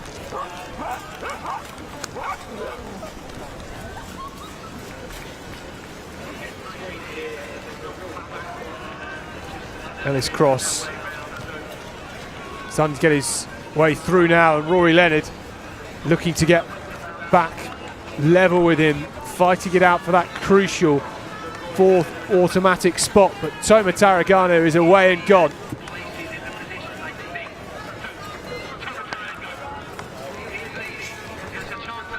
He's clear. Hugo Milner out in second. Looking to book his seat on the plane once again, and Hugo Milner will fancy finishing higher up than his fourth place 12 months ago. He finished 10th just a matter of weeks ago at the World Triathlon Championships final, and Tarragano is storming away here. Not even the long legs of Hugo Milner will catch him now. This is impressive running.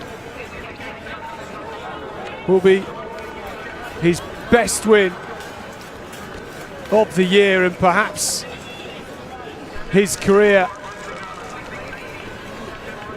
In his first year in the senior race, Toma Tarragano is flying and is dominated here.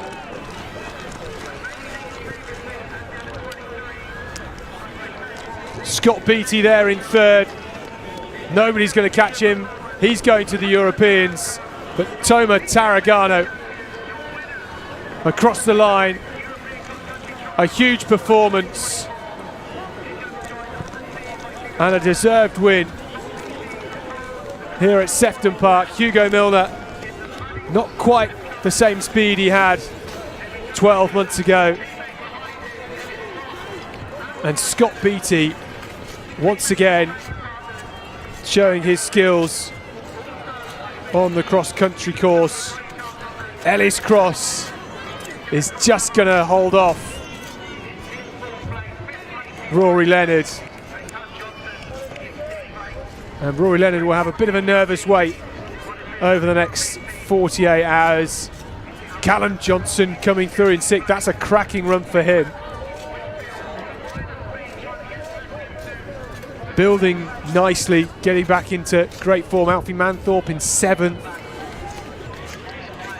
Joe Wigfield there, just coming across in ninth. That was Balvin Magnusson, the Icelandic athlete, finishing in 10th. But the top four led home by Toma Tarragano. And there's Ben Connor. I'm sure he'll be disappointed to have finished back in 14th. But the top six, well, I think it will be a struggle to look outside of those six athletes. Rory Leonard and Callum Johnson will have to wait and see whether they've done quite enough. Charles Wheeler finishing in 16th there.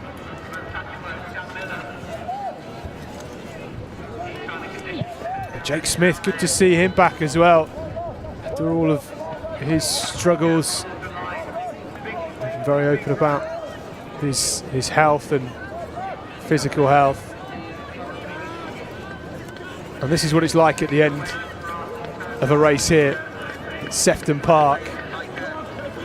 All mud and guts. Athletes quite literally burying themselves in the mud with how hard they work. And there's Jake Smith. Good to see him back.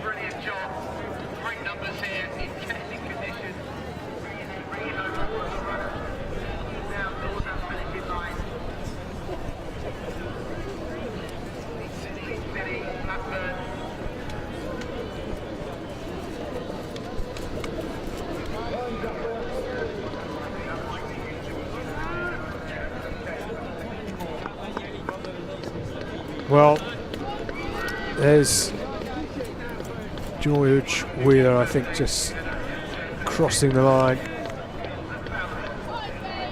It's so difficult to see who everybody is with all of the mud over their vests. But what a cracking day. 12 races, all started back at 10:30 with the men's short course European trial. Josh Lay winning that for the second time in a row. The senior women's race won by Kate Axford. Her second win in the Cross Challenge Series after taking the big W in Cardiff just a couple of weeks ago. She also books her spot on the GB team, a first international vest for her. What a moment after only being in the sport for the last 2 years, and rounding it off with a cracking race here in the senior men's. The win for Toma Tarragano, and team selection is on Monday. Exciting times to come from Turkey for the European Cross Country Championships. I've been Scott Eber. Thank you for watching us here from Liverpool on British Athletics TV. Until next time, goodbye.